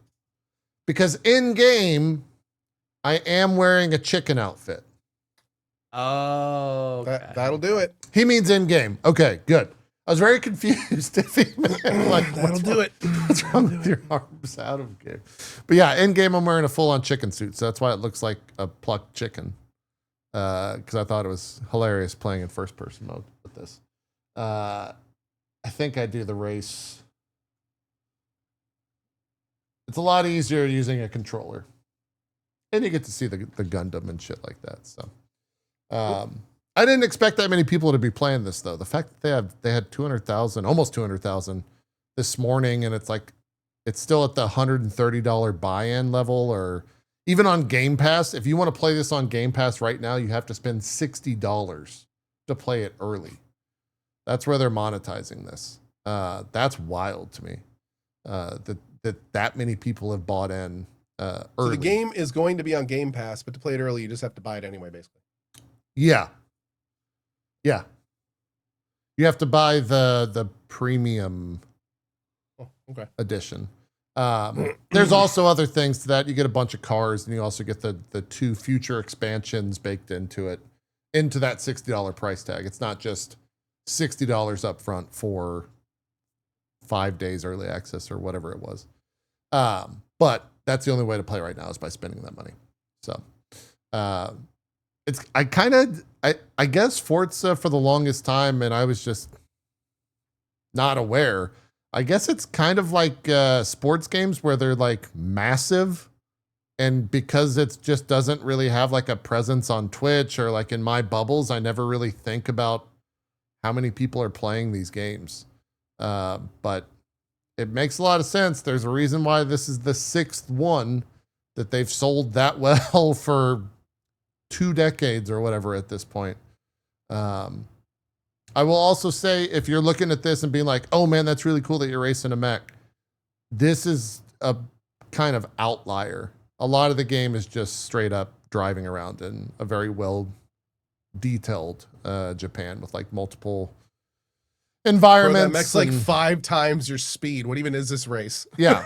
Well, I mean, there's something happens at the end, etc. Also, he got onto that thing. It's cool though, because look at the slowdown. Look how fucking cool that is. That Eiffel Tower would have fallen over in a heartbeat. The kinetic energy would have pulled it down. Oh my god, dude. Yeah.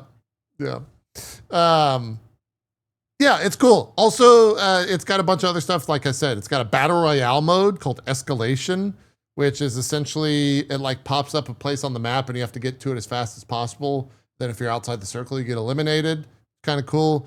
There's tons of different like multiplayer things you can do. Drag races, street races, drift races, all that type of stuff. There's a food delivery thing you can do, which is really funny. Sorry, that's the Tokyo Tower. I'm an uncultured swine. Yes, that is the Tokyo Tower. Yeah. I didn't want to correct you. Real ones in chat knew. Okay. Oh, you did win. Good job. Yeah, I got first. Yeah. There's custom garages now. Yeah, it's just a fun, like, if you're looking for a fun social game to jump into, it's fun. It's a good time. They did a good job with that. And it's fully out on Tuesday, unless you pay money right now. So it's streamlined as well. The game kind of like says, hey, here's what you can go do right now if you want to go do this. Click this. Okay, we're going to draw a line from where you're at to that place. Have fun, drive, go do that type of thing. You don't have to really like pull up the map. You're right to the fun. That's important, man. Yeah, it's important to just get there. What else here in the final 10 minutes? Any other big games this past week? Any other small games this past week? Man, I gotta say, I said this when you dropped by the stream earlier. I am like, it saddens me how sometimes exclusives can take fun events from our lives.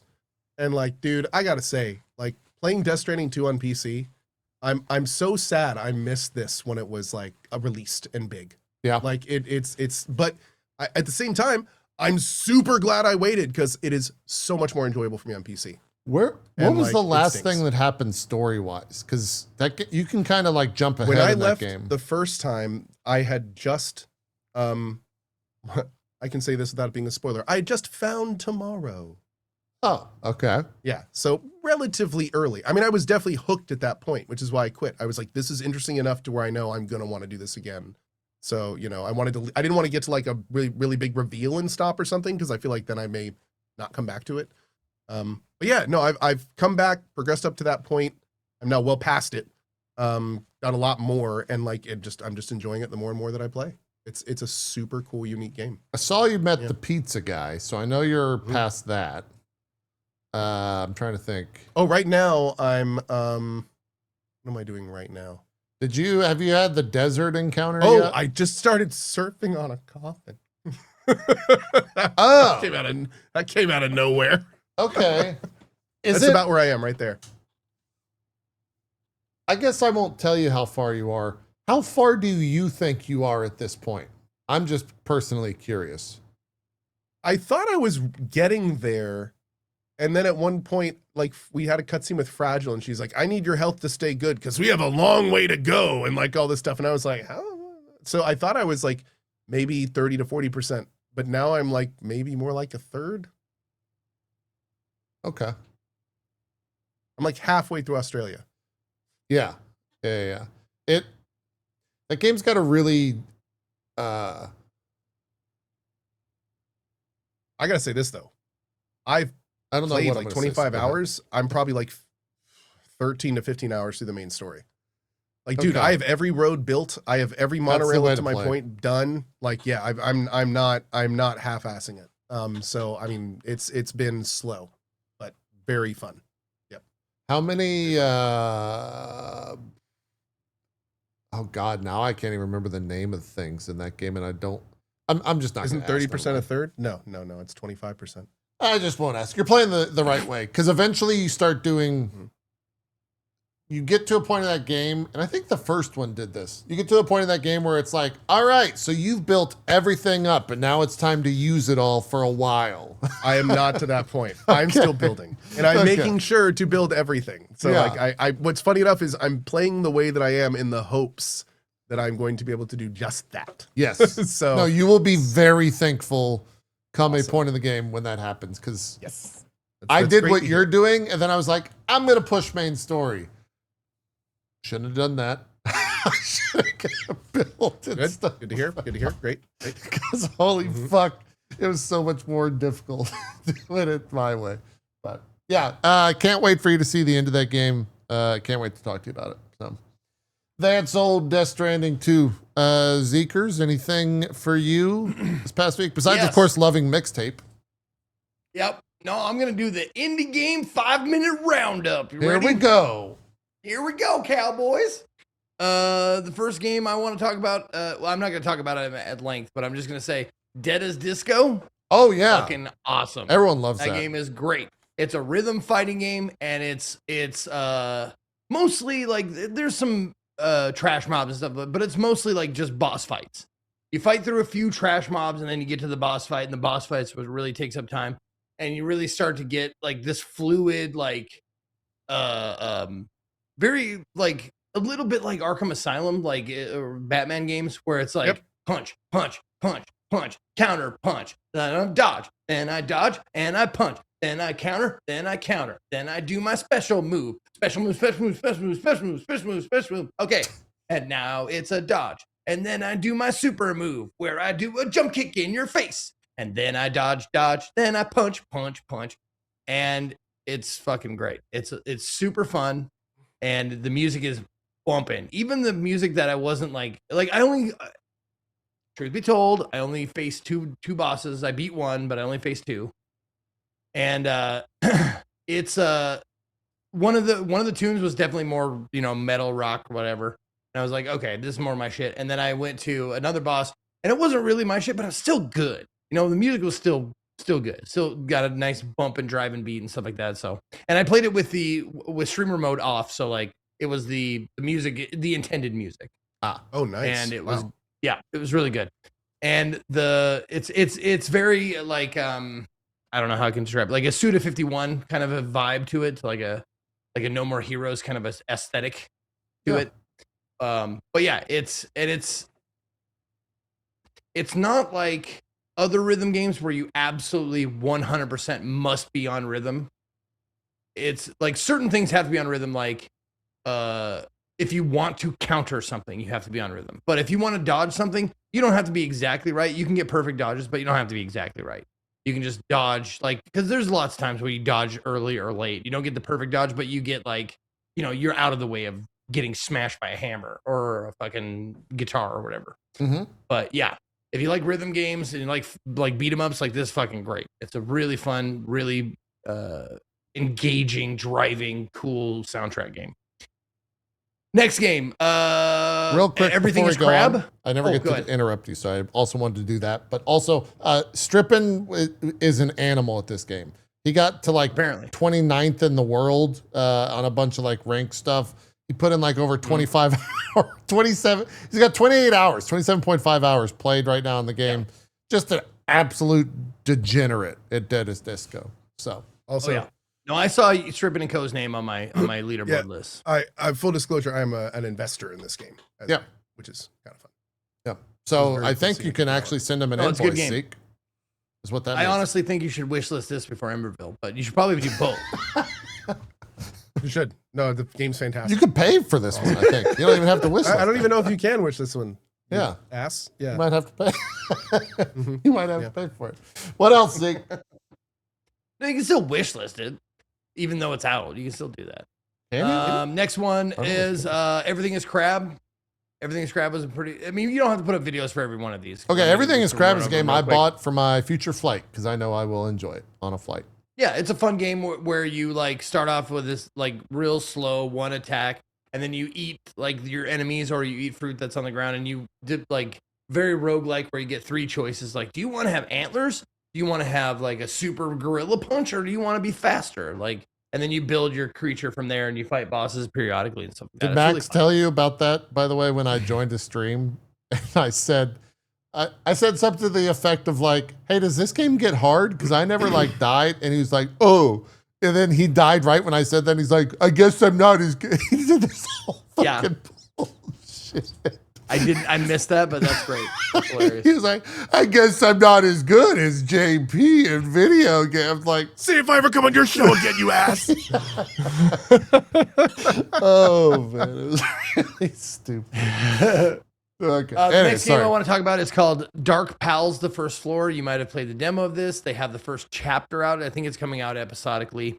It's the first floor. So it's like the floor of this children's asylum, which I didn't know was a thing, but apparently it is. And it's mascot horror. So like big heads and like, you know, these weird, like big, there's what's dogs the name of that and one? There's Dark Pals. Dark Pals.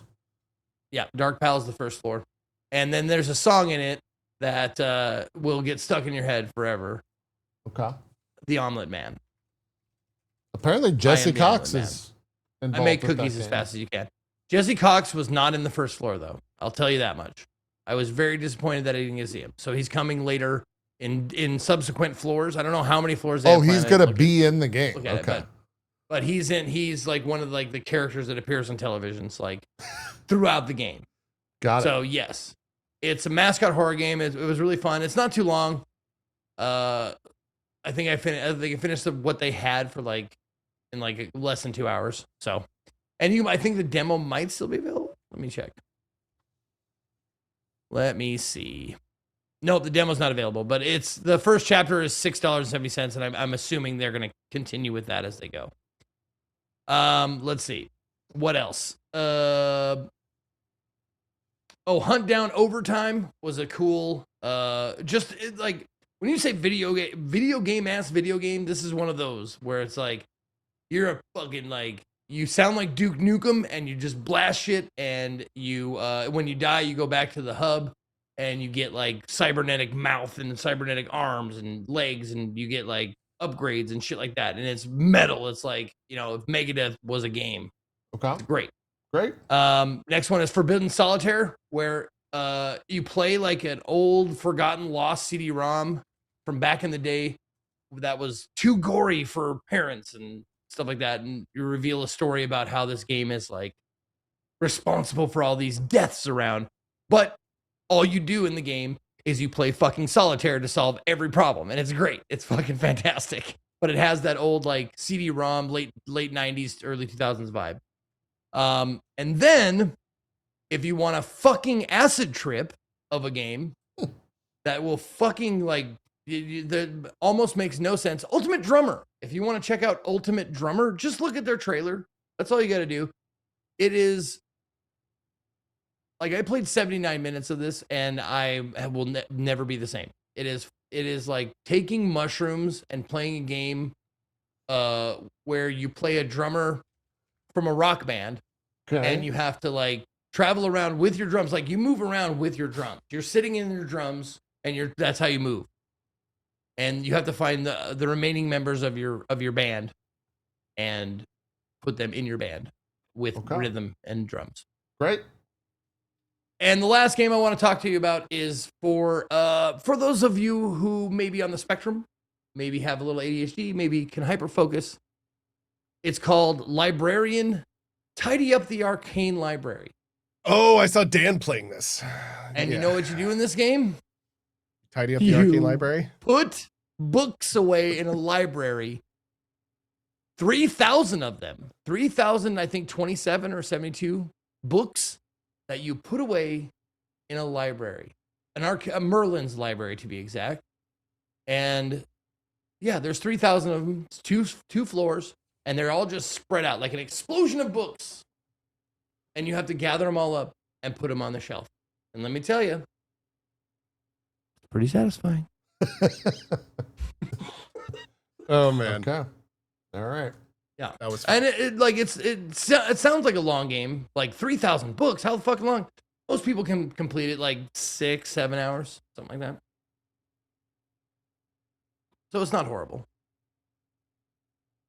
Good job, everyone. Good job. Chat? No, I'm just kidding. Chat? I said 6-7 for a reason. You son of a bitch. I thought we were going to get past it without saying anything. Well, that's today's show. We're going to end it on a sad note of Zeke doing a 6-7. Cohh, do some shout outs. Hi, everybody. My name is Cohh. Thank you so much for being here. Big thank you to JP and Zeke, and especially to Warren and Jeff. That was one of the better interviews I feel like we've ever done. That was just wildly, wildly entertaining. And they were just awesome to talk to. So big thanks to them. Go check out Thick as Thieves. And on that note, I'll be playing a lot of Death Stranding 2 and other things this coming week, but I'm not really sure as we get ready for PoE 2 and other games what we'll be doing, but stop by and we will see. I will see you next week, if not then. Fantastic. Zeke, I think I fixed it. Yeah, you're good to go. Hey, there you go. Oh, you changed it to 9 a.m. PST. Can you do noon ET? Can you do that for me? This guy he's such a fucking prima donna. He shows up. I know. I've switched to Eastern time like you did. It's fucking crazy. Anyways, what's up, everybody? Thank you guys for watching. My name is Ezekiel the Third. You can find me @ Ezekiel_III on Twitch, Twitter, and YouTube. Ezekiel the Third, all spelled out on Instagram, TikTok, and Discord, or not Discord, Instagram, TikTok, and Blue Sky. Excuse me. I am changing my stream time, my regular stream time. I'm gonna be streaming 1 hour earlier because I moved from Mountain to Central. And getting off at 8 is a little bit too late for me and the ladies. So we're going to get off I want to get off at 7. So we're going to move 1 hour earlier to noon Eastern or 9 a.m. Pacific. Why don't you just get off before you work? Shut up, dude. God damn it. I did actually. Today. But anyways, that's beside the point. Okay. You don't need to hear about my sex life. But thank you guys for watching. Thank you to Jeff and Warren for being on the show today. And that's it. I think. Thank you. I guess I'm streaming on Tuesday because I take Mondays off. I'll be streaming on Tuesday at my new time, noon Eastern. And I'll be playing that new Dark Pictures anthology game if you want to come and check it out. It's got mixed reviews on Steam, and I couldn't be happier. I've heard good things. 80/20. I've heard coming to you on Tuesday. So if you want to join me for that, come on out. Yeah. Cohh finished that. Thanks for watching. It was good. The 80/20. Yeah. It was. I mean, it's Dark Pictures, man. I mean, you kind of know what you're getting into with those, and it delivered. Absolutely. Yeah, oh, you played it? Oh, I didn't think that was your shit. I played every single one of them. Okay. Well, if you don't know me, you can just say it. That's fine. Guys, it's been a really awkward episode for Zeke and Cohh. Okay, we're gonna have to go to podcast therapy. It's a new thing that they're doing these days, and we're just gonna have to do it. It's not gonna be fun, but we're gonna have to figure it out. Cohh, are you gonna check out Lego? Therapy.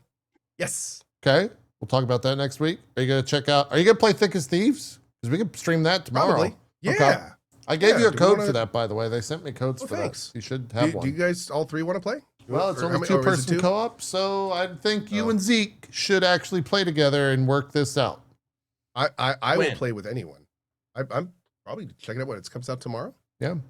Their schedules. We can figure something out. I definitely want to check it out. I'm interested in seeing what the co-op mechanics are. Well, we have early access, Cohh, or Zeke, okay. Whatever your name is. Oh, right. I get the two of you mixed up all the time. Well, I'm not playing tomorrow. My day You're is right, off. JP. You don't even know his name. My day is off tomorrow. I don't even know where the fuck I am right now. I'll see you guys. I'll see you guys tomorrow. I'll at least be playing Thick as Thieves. I might be playing that Lego thing, maybe some Forza, and we'll see where we go from there. Okay? Have a good one. Thanks, Jeff and Warren. I can't believe I could say that. And they're was incredible. Friends of the show. That's wild to me. Have a good rest of your day. We're out of here. We're out. Bye-bye.